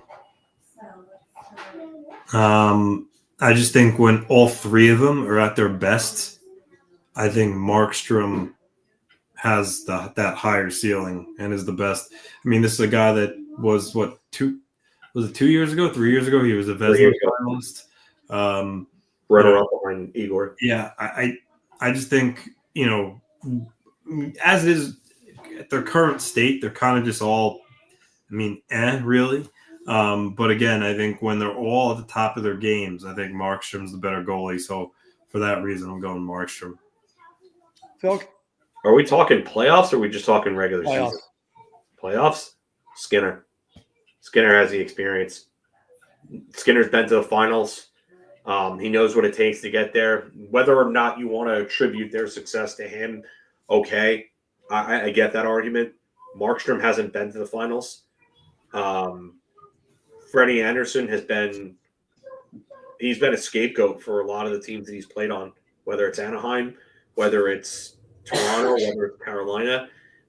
He has not been good in the playoffs. For all the stuff you hear about Hellebuck not being great in the playoffs, you would think he's Freddie Anderson in the playoffs, and he's not. Mm-hmm. Freddie Anderson is Freddie Anderson in the playoffs. But I'm gonna go Skinner just because he's been there. He understands what it takes to get to that finals level. Again, whether or not you want to attribute that success to him is another story, but he's the guy that's been there. He's the guy that's played there. He played good enough in games, 4 through 6 to get them to game 7, which a lot of people forget. Sure, McDavid going off and absolutely going apeshit has something to do with that too. But, yeah, I would say that it's Skinner for me. Oh, God, you almost convinced me to go to Skinner. I'm still going to go Freddie Anderson on this. And it sounds so funny because the last couple of years with Carolina, he's just given up that goal, whether it's one that's a real backbreaker or they just beat him, like the 5 overtime game. He was incredible. 5 overtime or 4 overtimes. I forget which one for Florida, game 1. But he was incredible in that game too. And then just lost that game. Then he lost game 2. And you looked at it and you thought to yourself, maybe they could get out of this. I don't exactly fault Freddie Anderson. Yeah, he had one bad goal against the Rangers last year, and that was the second Chris Kreider. He had a couple of them. The first Chris Kreider goal for the hat trick. The Lafreniere goal too. Yeah, okay. All right, yeah, the Lafreniere goal, that was a bad one. But for the most part, he makes the saves that they need to. I mean, that's I don't trust Jacob Markstrom in the playoffs, guys. Markstrom is like that goalie that he plays bad in the first 3 games, shuts you out in game 4, and you look over and go, all right, he had a good series. Oh, that type of goalie, whether or not I'm wrong or not, I don't know. All right, Anthony, 2 teams that had a late postseason push for the playoffs: the Anaheim Ducks and the Buffalo Sabres. Which one is closer to the playoffs? Anaheim. I think they got the better goalie in Dostal, and that's not even considering John Gibson if he's still there next year, but he's good too. But they got the goalie in Dostal.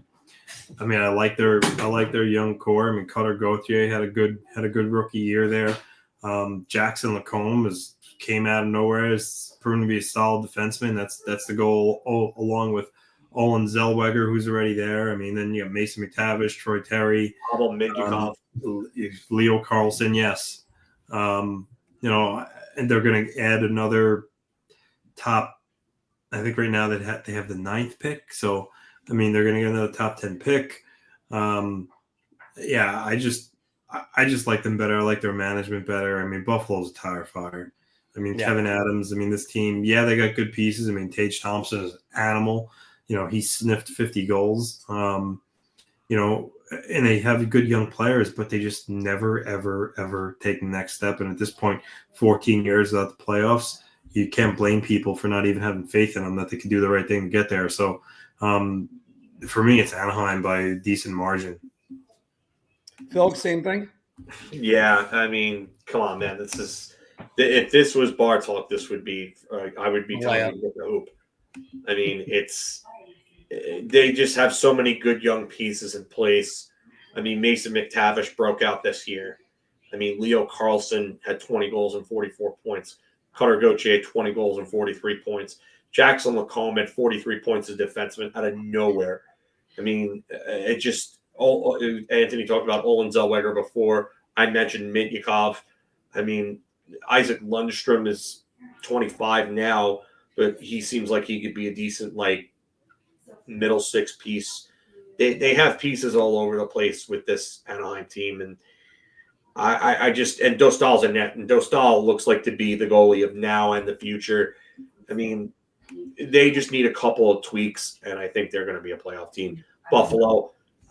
It was only the night before the trade deadline where they were talking about dealing J.J. Peterka to the Rangers. Mm-hmm. Like, I mean, Kevin Adams needs to go.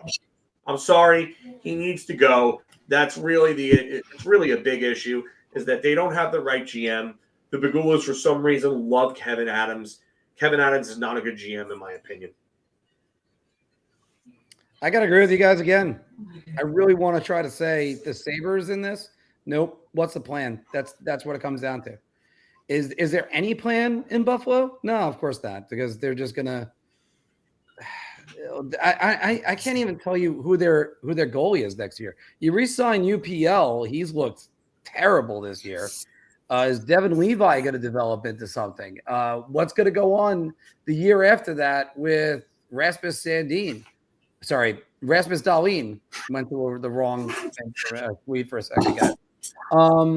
But like, I just don't know what's going on. And a late season push, as much as they did, where they could, I think they could still potentially pass the Rangers. At one point they could have. No, Buffalo's at 77. They could pass the Penguins with one more win. But no, absolutely not. It's got to be Anaheim, and you know that there's a plan in place for them. All right, Phil, the last one, and a good question right here. Who needs to win the lottery more, Boston or San Jose? Jesus Christ, Mark. This is a layup for Boston. Exactly. This is a layup. San Jose just won a lottery. Mm-hmm. You got Macklin Celebrini. They have Will Smith. Like, Mark, come on. Oh, Anthony. I was trolling Mark with this one. Honestly, I put it in there to get that reaction from you. The one I actually had was who's closer to the playoffs, the Islanders or the Rangers. But no, I mean this is Boston by far. Even though they have a lot more points than San Jose this season, it's San Jose stocked with young talent. Celebrini, Will Smith, Willie Meckland, Quentin Musty's coming up for them. Whereas Boston, who do they have in the pipeline? Fabian Lysell? Yeah, Lysell played tonight. I was going to say, he's like akin to Bigfoot. So, like, I don't know. Like, they don't really have a great prospect pool. So, they traded Marchand. They're going through a retool. If they got the first overall pick and grab Matthew Schaefer, I mean, that'd be huge for them. So this is Boston by far. But what if San Jose won the pick? What would they go and get Matthew Schaefer? Now you're talking about they're really stacked then. I mean, if they went and got Matthew Schaefer, they could go either two ways. They could go and get Michael Misa, and their center depth is just ridiculous down the middle between Celebrini and Misa, who could be two of the better. I can't believe Celebrini is as good defensively. When I said last year that prior to the draft that I said that he was probably the most well-rounded prospect I've ever seen in my life, in my 20-plus years of following junior hockey and pre-NHL hockey.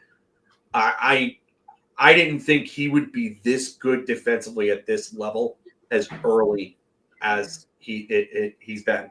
So, yeah, I don't think San Jose would want to win it either. I think they would want McKenna next year.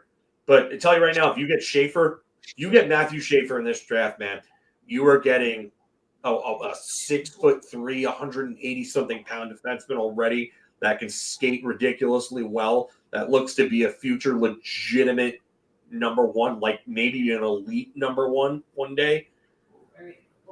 It's pretty damn good. I gotta check my history before this. They'll do that in the playoffs. I don't know what date it is, but it's going to be during the playoffs. They usually do it pretty much like coinciding with the start of the playoffs. Actually, they usually did it on the day of the Preakness. It would be the second round. That's back when they had NBC covering. No, they do the lottery well before the second round. No, but they were doing it late for a while.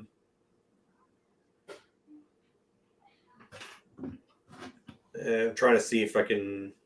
No, where it doesn't say this.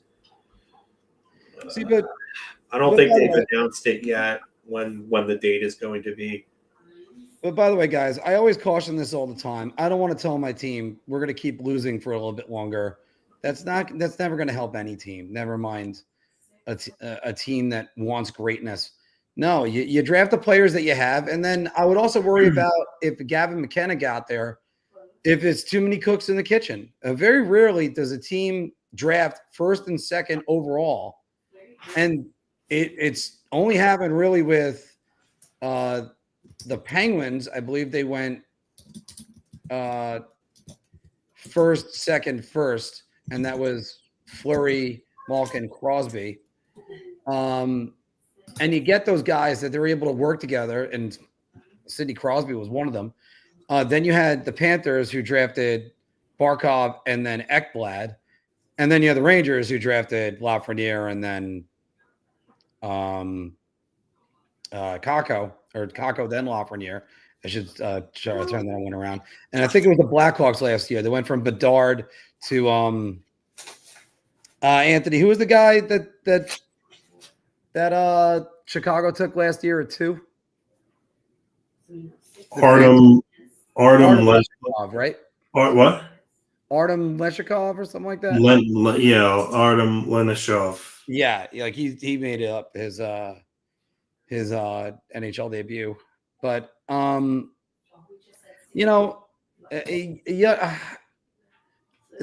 the process can wear on players. That's why it's in the NBA. It's why it's not in the NHL or in even Major League Baseball.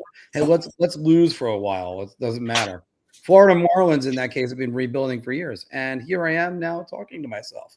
Now that is chaos theory. So anyway, everybody got up and left me on that one. Well, that was the end of the Big Apple Hockey Pick'ems, guys. Although I also do have to say that we had there were a couple different ones. Let's take some of your questions right now. And there was one that I starred earlier. By the way, thank you, John D. Lee. Sam and JD, you're a treasure. Yeah, and we were able to at least see that one last time. And it's great anytime you ever have guys that are there. And of course, thank you for the super chat. Wicked, you threw this one up earlier. I wanted to make sure I got back to you.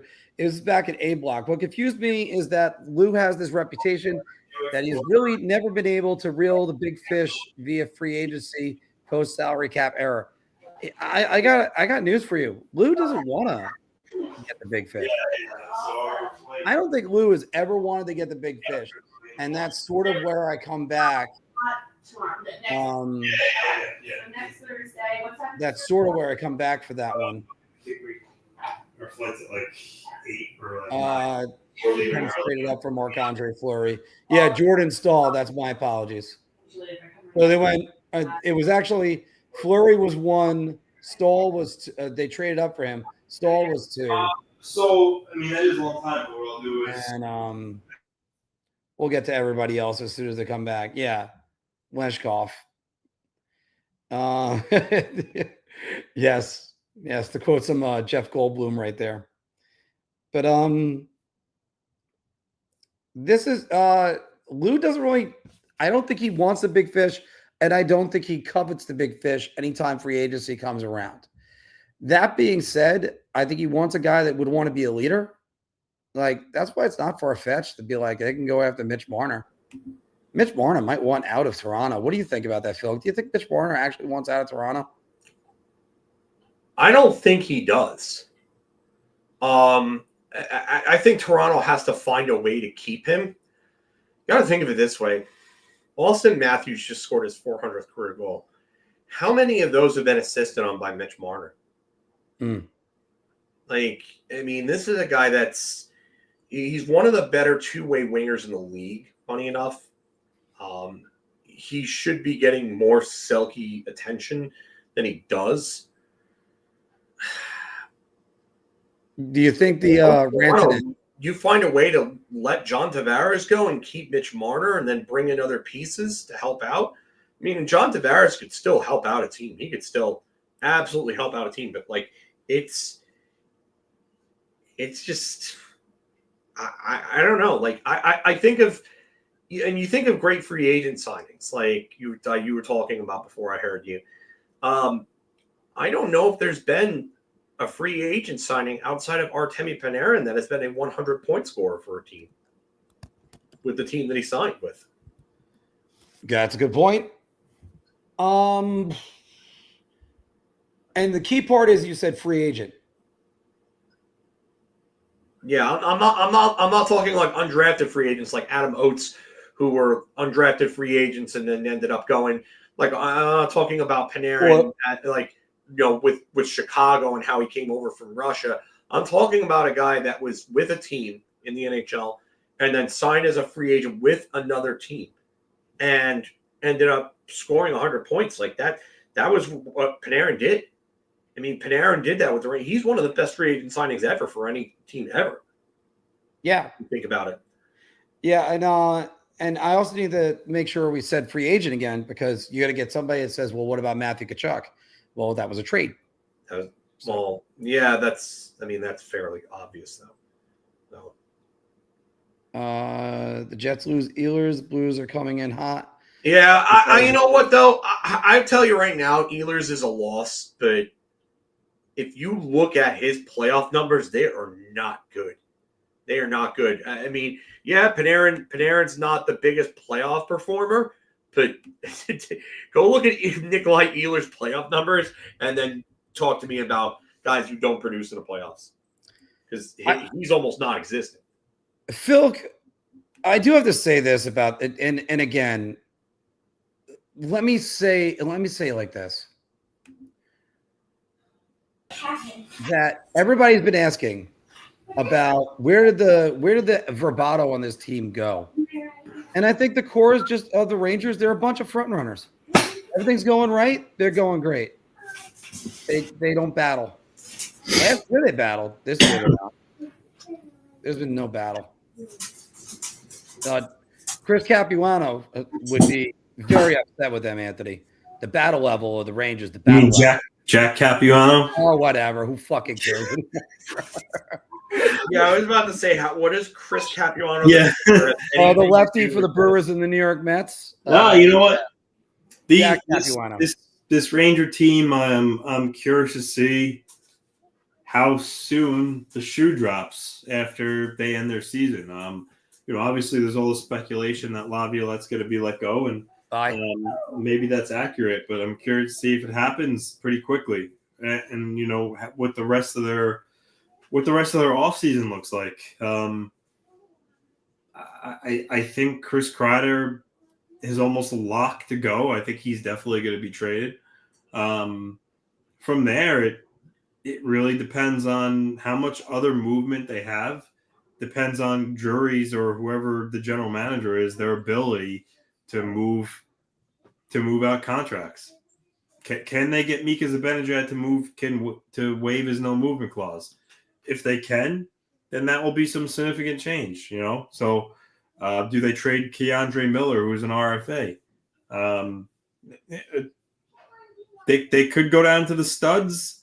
They could make superficial changes. I think they need to go down to the studs. I agree with you. Phil? So I don't know if anyone watched Johnny Lazarus' segment on Daily Face-Off the other day. But he said that they're going to likely talk to Zibanejad about moving, waiving his no movement clause and looking to move him. And I've said this for a while. I've said that I think once Chris Kreider is dealt, that he would be more than open to waiving his no movement clause and eventually getting out of New York. I think the other thing for me is that there's such a toxic environment going on in that locker room. And I think that he'd be open to moving. I think that with everything that's going on, and if anybody's ever worked a job that or been in a situation where you're walking on eggshells, I think that's what this group has been like. Yeah, and that's what it's been like here. So I do think that he's going to want to be out. I think that he's going to eventually probably, acquiesce in moving his waiving his no movement clause, because I think Chris Kreider is going to be the first domino to fall, and then I think it goes from there. And I think the discussions, whoever the general manager is, and the discussions that they're going to have with that team, they're going to be pretty intense. I don't think Chris Drury should be the one that's having those discussions, but something tells me that he might end up being the guy. And if that's the case, then I can't imagine those discussions being very friendly with Zibanejad and so on. So, yeah, I think that's the first shoe. I think the first shoe that drops obviously is Laviolette. I think he's gone. They probably announced that sometime by this weekend. I think he's announced. I think it's Laviolette, mutual parting. Because I don't think Laviolette's interested in coming back. I think Kreider gets dealt to a team on his no move clauses. So there's no questions asked. Then they approach Zibanejad, who is he needs a change of venue. Last year when we were having this debate, I kept on going back to they need to have a change, or he could at least have the power and go, screw you guys, I'm not going anywhere. In this particular case, yeah. Zibanejad probably wants out. Because after all, I mean, who knows how JT Miller is to the Swedes after this. But if Zibanejad's thinking he can make $8.5 million, play right wing, and not have to do anything, no, you need to go. And all of it needs. You have to tear this team down to the studs. And there's so much rot in the wood. There are fans out there that legit think if we brought in Tortorella, then they're going to win. No. They've gone through everybody. There are times where you need the veteran coach to get you to the next level. But this time you need a coach that's going to come in and develop. What's more important, trying to squeeze one more drop that they're not going to get out of guys like Mika Zibanejad, JT Miller, and Artemi Panarin, or trying to develop Will Cooley, Brett Berard, and other guys for the future. Rasmus Anderson is not a UFA. He's got another year left on his deal, so that's going to cost. It's going to cost them a decent amount to get a guy like him. Yeah, so it's a no-brainer. Go for a younger coach, maybe somebody that connects to other people. They need to get younger. They need to get better. His core is not going to do jack squat. Cooley is not going to be under $3 million. I'll tell you that right now. The season that he had, over 300 hits, over 20 goals, over 40 points. If they get him under $3 million, it would be highway robbery by whatever GM signs him to that deal. But I don't know if I see that anywhere under 4. Yeah. I think actually he might get under 3 because the Rangers have the hammer. I've seen this situation happen where you're thinking this guy's going to get so much more money, and then they don't. Yeah, but I don't think they're going to go in the direction that they did. I said this the minute they signed Shesterkin to that contract, is that once you signed him to that contract, you were not going to rebuild in any such sort of way. You're going to get rid of Kreider and Zibanejad, but they're gonna bring in other veterans to replace those guys.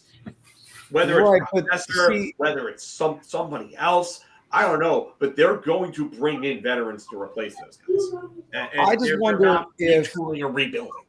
I wonder if you can turn this team over to Alexei Lafreniere now, because he has shown nothing since he signed the extension. This wasn't a good year. If the pretense was that you were going to turn this team over and have Lafreniere be the next big scoring star, next big winger that you want to build around, this was not a good year for Alexei Lafreniere.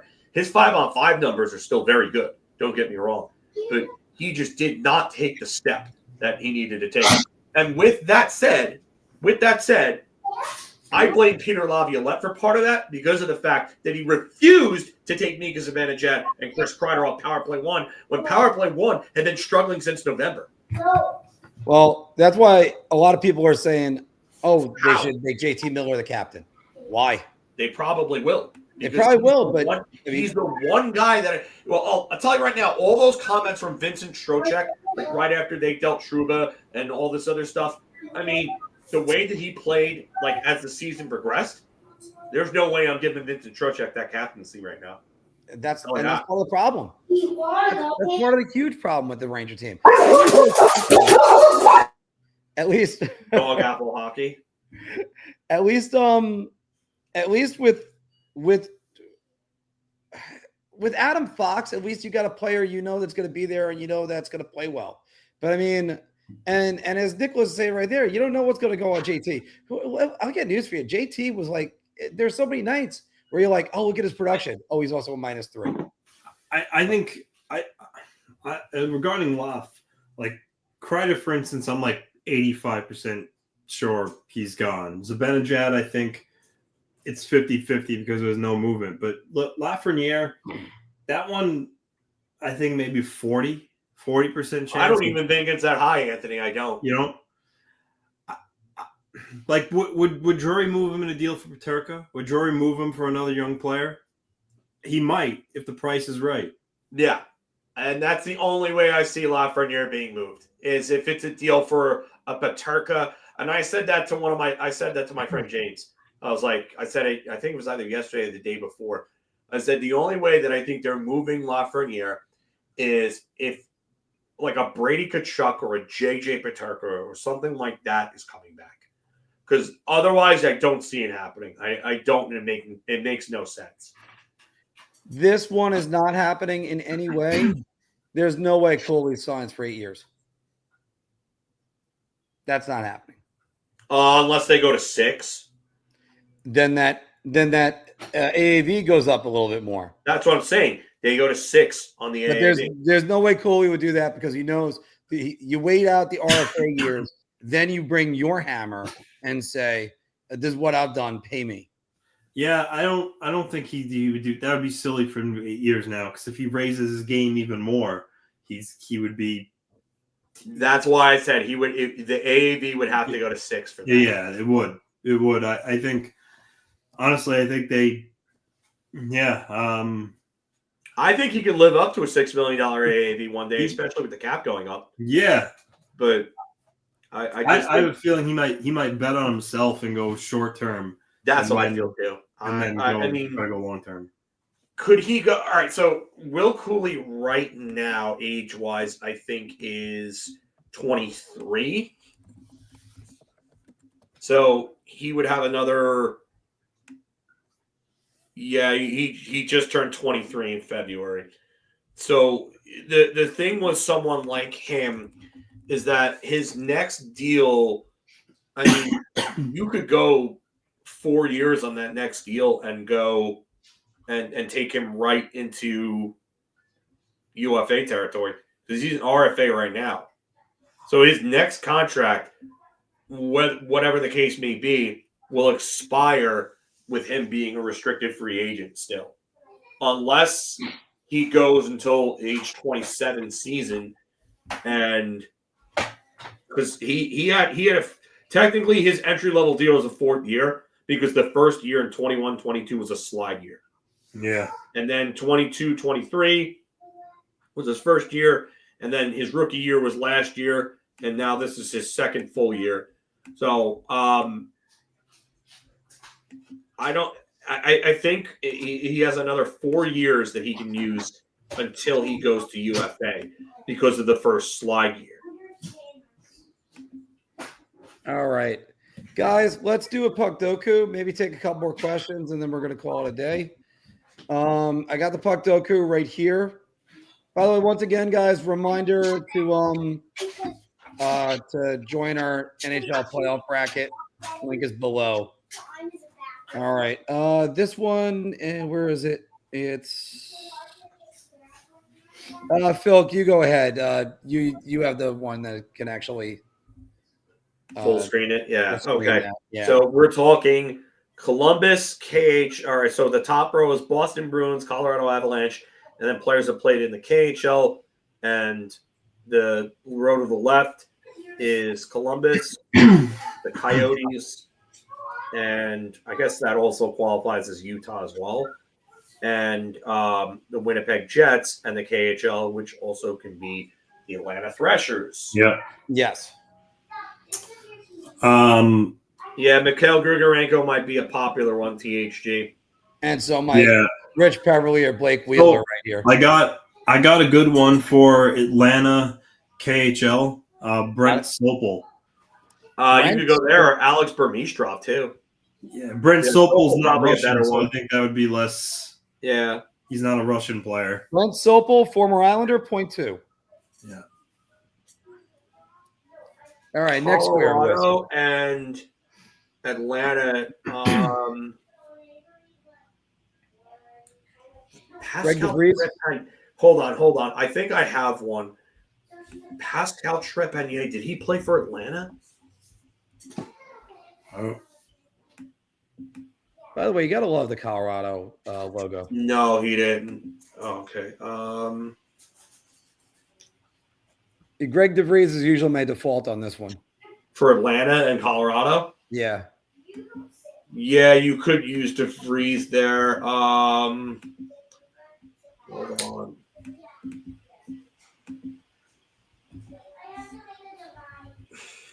No, you guys are going to have to help me out with KHLers. I have trouble with this one. Colorado or Dallas beforehand. Sean Donovan played for? I think Sean Donovan might have. Yeah, Sean Donovan would be a good one for that. All right, we'll go with Sean Donovan because that's a good one. 0.8. We're still at a unique score of 0. Anthony. And then Boston and Atlanta I could do. Yeah, Boston, Atlanta.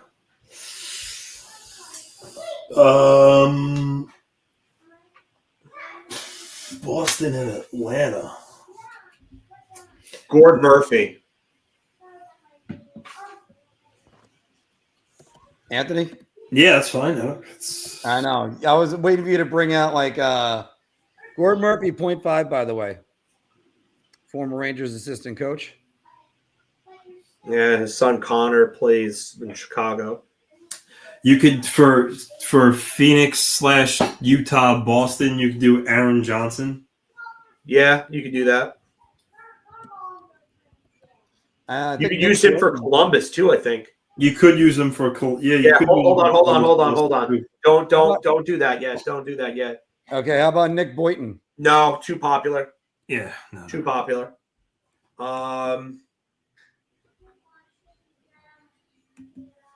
Zhamnov is too popular. Don't use him either. You could also do Brian Berard for Columbus and Boston. I think that might be a little popular. Hmm. You think people remember Berard as a Blue Jacket? Yeah. Jeff Thornton play for Boston? Who? Did Jeff Thornton play for Boston? Jeff Thornton? Jeff Norton. Jeff Norton. Oh, I think he did actually. Because then he would be Columbus, Wait, Boston, wouldn't he? Jeff Gordon? No, Jeff Norton. Norton. Islander defenseman? Yeah. He did. He did. For Phoenix, Boston? I don't. No. Think of Boston, Columbus. No, He never played for Columbus. He played for Boston, though. The last 3 games of his career in 01-02 were with Boston. All right, but he never played for Columbus. No, he never played for Columbus. I mixed him with Scott LaChance, I think. Scott LaChance played for Columbus, right, Anthony? We're doing Columbus and Arizona. Columbus and Arizona. By the way, thanks for the 170 are currently watching. Also on Twitch. It's actually a tough one. Hold on, please. Well, Nathan Horton played for Columbus. And yeah, but that's too obvious. Yeah. For Columbus and Boston? Radim Verbata? No, he never played for Columbus, I don't think. No, but he played for Arizona. For Boston either.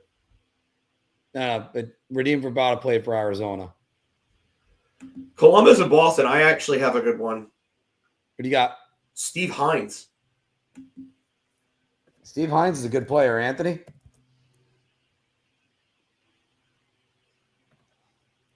%, Phil. Wow, that's higher than I thought it would be. Yeah, we're gonna look up again later. I think Anthony was right about this one. I think people would have forgotten about Brian Berard over there. Maybe, yeah. So then, if we use that one, Aaron Johnson. Aaron Johnson, yeah. All right. Aaron Johnson, incorrect. Oh no, Anth. Oh no. Oh, he never played for fucking Coyotes. God damn it. Yeah, end it. We're gonna run this one back out real quick. Yeah. My bad, fellas. All good. All right. That was Sokol. That was Sean Donovan.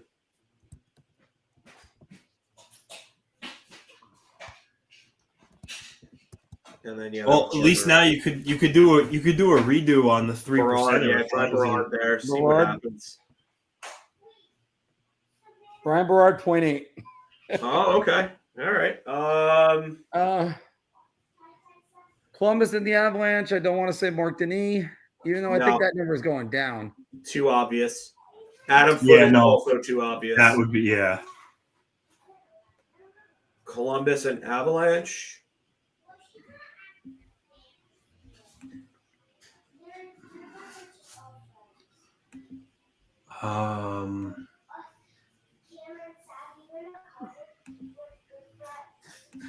Nigel Dawes, Arizona and the KHL. Jack Johnson is a good one, but I think he's going to be high, guys. Nigel Dawes, you know what? Did he play in Columbus? I don't think he did. I think that one's the Nigel Dawes is for KHL in Arizona. Yeah, yeah, you could use that there. Nigel Dawes there. That would actually be a good one. Jack Johnson would be too obvious for Columbus and Colorado. 1% on Nigel Dawes. I bet Radim Verbata is. I think Verbata's a good one. I think he's going to be too high. Too high. Too high. Of course, anytime you ever say too high, you have to say, who gives a shit? It's gone. I guess I'm the only one that saw Major League. Pierre-Marc Bouchard. I wasn't paying attention to what you're saying. I saw Major League, but I didn't know it was from there. Yeah, it's the no way, it's too high. It's too high. For the Blue Jackets, the KHL, you can use another non-Russian guy that'll be low, Duran Quint. Okay, yeah, that would probably be real.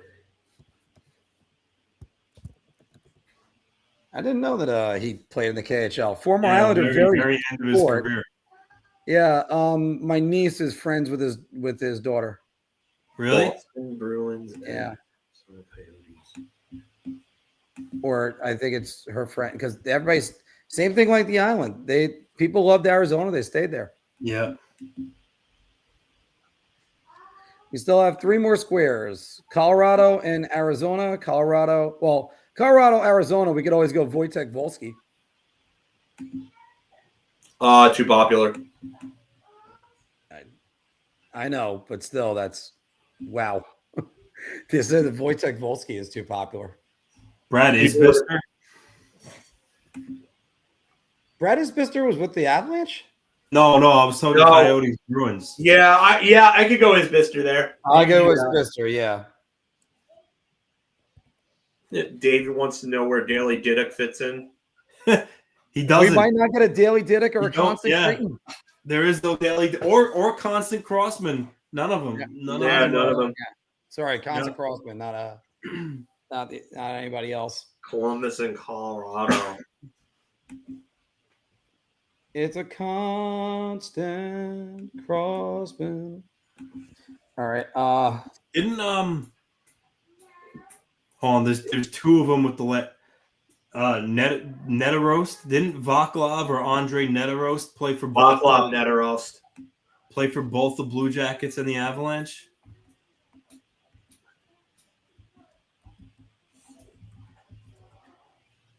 He never played for the Blue Jackets. He played for Colorado. I thought JJ Daniel was going to fit in there. Nope. Short answer. No, Daniel never played for Colorado or Columbus. And Andre Netarost played for Columbus. And Vaclav only played for Colorado. Well, two Netaroses, two teams just separate. I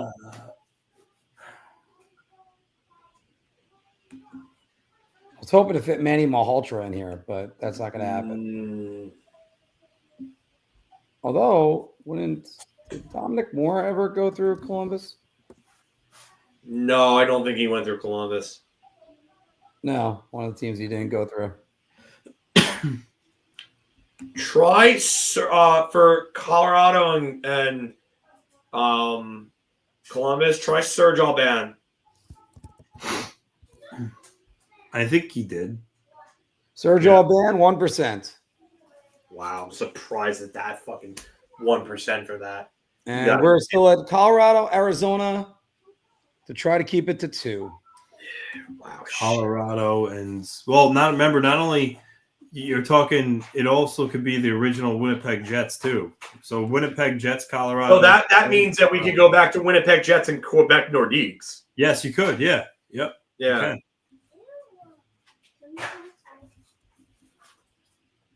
Does that get Dale Howard Chuck? First, you got to put in your coats. Okay. And I didn't pick Howard Chuck. Technically. Outside. Well, no, he never played for Quebec. Okay. Ooh. Howard Chuck. I was throwing Dale Howard Chuck out there. I mean,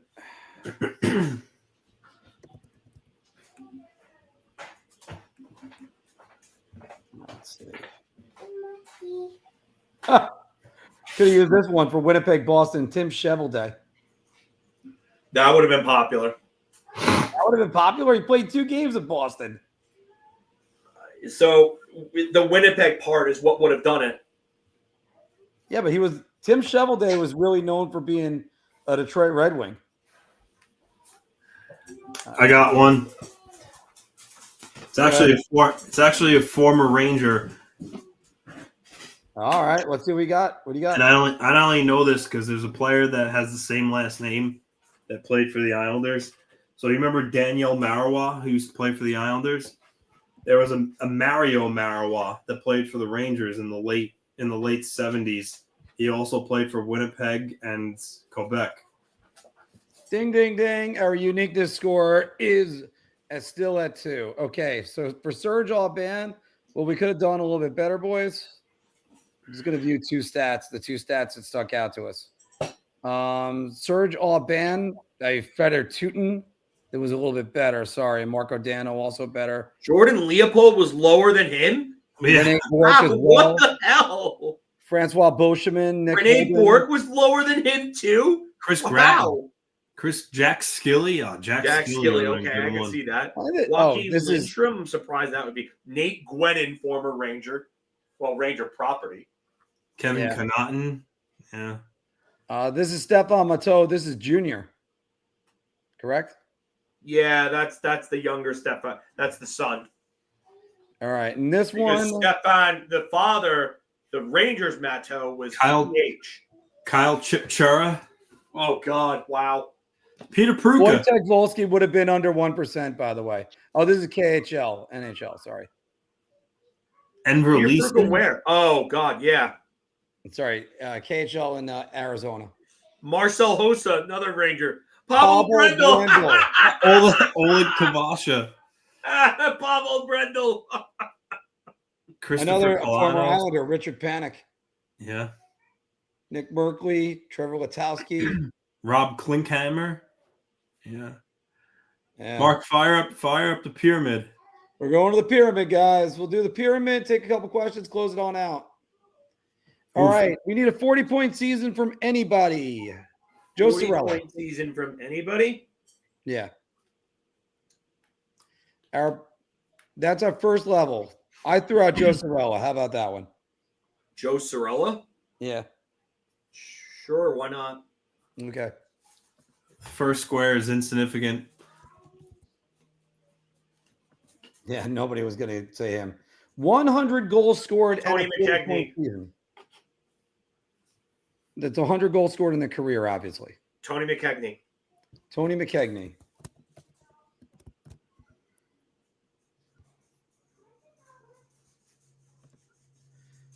.500 penalty minutes, 40 point season, 100 goals scored.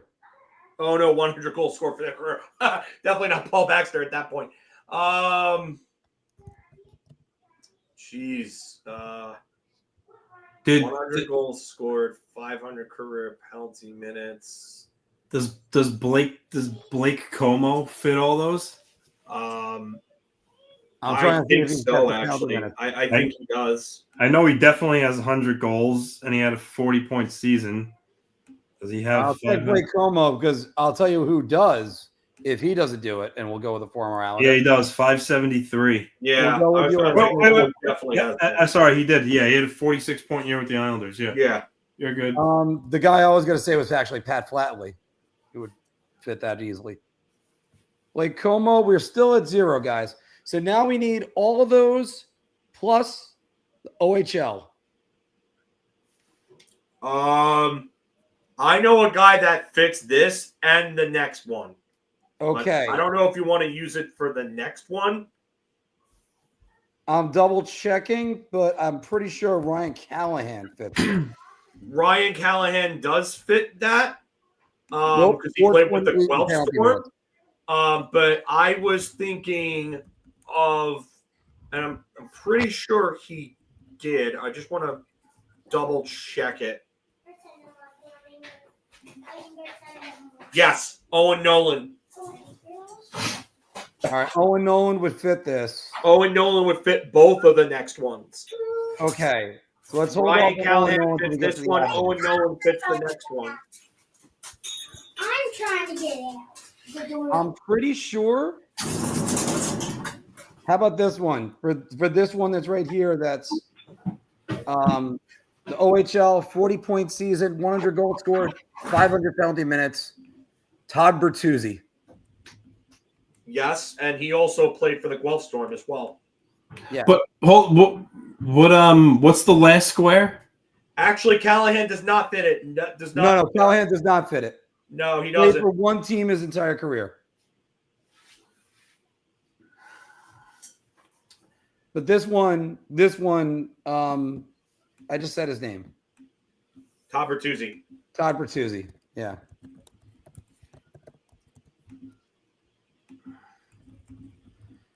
We're at uniqueness 1, guys. So then we're going Owen Nolan right here. Yeah, you could go on Owen Nolan there. Which is funny because one of the guys I work with, his name is Owen Nolan. He just doesn't spell like that. Uniqueness 4 of 7. So now we have all of those things we were doing before. 40-point season, 100 goals scored career, 500 penalty minutes, OHL, Avalanche, played for one team his entire career. Well, that means he was an Avalanche for... Or Quebec Nordique. Yeah, how is it Gabriel Landeskog that they're leading you to, right? Did he play in the OHL? Yeah, I'm pretty sure Landeskog played in the OHL. Yeah, so Landeskog, there's probably not. Yeah, he was a Kitchener Ranger. And I'm just checking to make sure. Yeah, he's a Kitchener Ranger. That's the OHL. So Joe Stackers isn't it. And he has 601 career penalty minutes. So yeah. Gabriel Landeskog. We still end up with a unique score of 7 guys. Landeskog was the only answer. Yes. That was right there. Okay. Brad May topped out the biggest list on the second to last guy to play for the Avalanche. If you go all the way down, we had John Tonelli. John Tonelli? John Tonelli and Tony McKegney and Sean Donovan. Those all would have been better than Nolan. Even Mike Ricci could have gotten us down a little bit. Corey Perry topped the list of OHL players, but we went with Rob Ramage would have been in there. Let's see. We got to go to the ones because that's who our guy was. Wow, there's a lot of guys in here, guys. Yeah. Adam Graves was in there too. I looked at Drew Doughty. I didn't think he had 500 penalty minutes. Mike Richards. Yeah. Brent Burns. Yzerman. There's a ton on that. And the last guys, you could go with any of them right there, boys. So let's get us back up in there. And boy, blew through that one quickly. Yeah, well, we tried to go quickly on that one. Yes. Flyers great, Pavel Brendel. I'm not sure about that one. He's being very sarcastic. Yeah. No, I know. I'm just saying, could go with the Carolina Hurricanes great that he was. Geez. Geez. All right.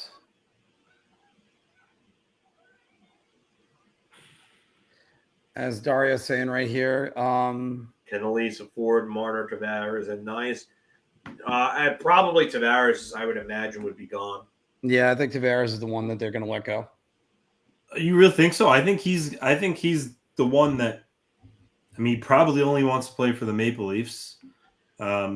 He's 34.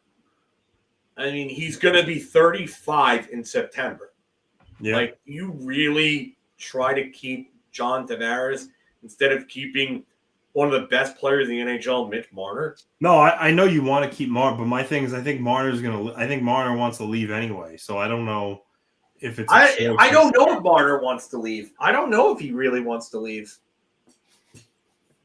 I don't know. They asked him if he would waive for Carolina. He said no. So, he might be thinking they tried to trade me. But if that was the case and he wanted out, why not just accept? Well, because maybe he just doesn't want to. He just didn't want to play for the Carolina Hurricanes like Mikko Rantanen didn't want to. I'm just assuming, but I don't know. I think if he wanted to stay, I tend to believe he would have signed already. But I guess we'll find out, right? He's going to have a lot of offers. He's going to have a lot of teams calling him at noon on July 1st. We'll see how badly. I think he wants to see what the best offer is in free agency, and then I think he's going to go to Toronto and he's going to say, "This is what I've got. Can you match it?" I think he wants to stay. I just think he wants to get the best offer he can get. I just don't see it happening. What happening? Well, that I don't know why they signed Max Domi to that contract. That contract is dumb. I think they're basically trying to shove Marner out the door. That's what I would think. Like one of those things of it's not our idea. All right, so if let's just say the Leafs lose in the first round once again, or even if they lose in the second round, could you possibly, despite another loss, re-sign Marner and Tavares again and go back with the same group for the billionth time? I don't know how you realistically do that and look your fans seriously straight in the face. Well, you have a star developing in Matthew Nyes. Yes. If you can move Max Domi and, his deal, let's see what his trade protection is. He has a 13-team no trade. You can move him and free up $3.75 million. You don't have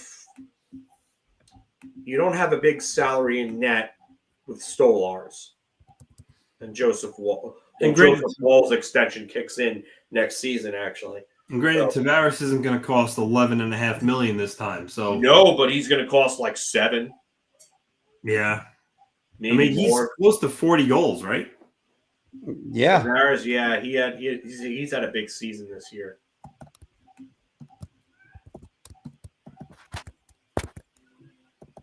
$38 goals, 74 points in 74 games. He's gonna get a payday. He's probably gonna get 8. I would say he's probably looking at that contract that Stamkos got from Nashville, and he's saying, hey, you know what? I'm around the same age, producing around the same level. That's what I'm looking for. I don't know if Toronto's going to give him that. That's going to be the big question. I mean, here's the thing. How can you turn around as an organization and go to your fans and say, hey, we didn't re-sign Mitch Marner, but we're going to re-sign John Tavares? I don't know how you can do that. It doesn't make any sense. That's the short answer.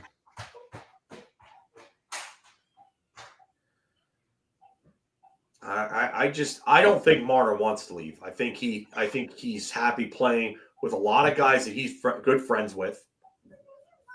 Whether or not the Maple Leafs want to give him that contract is another story.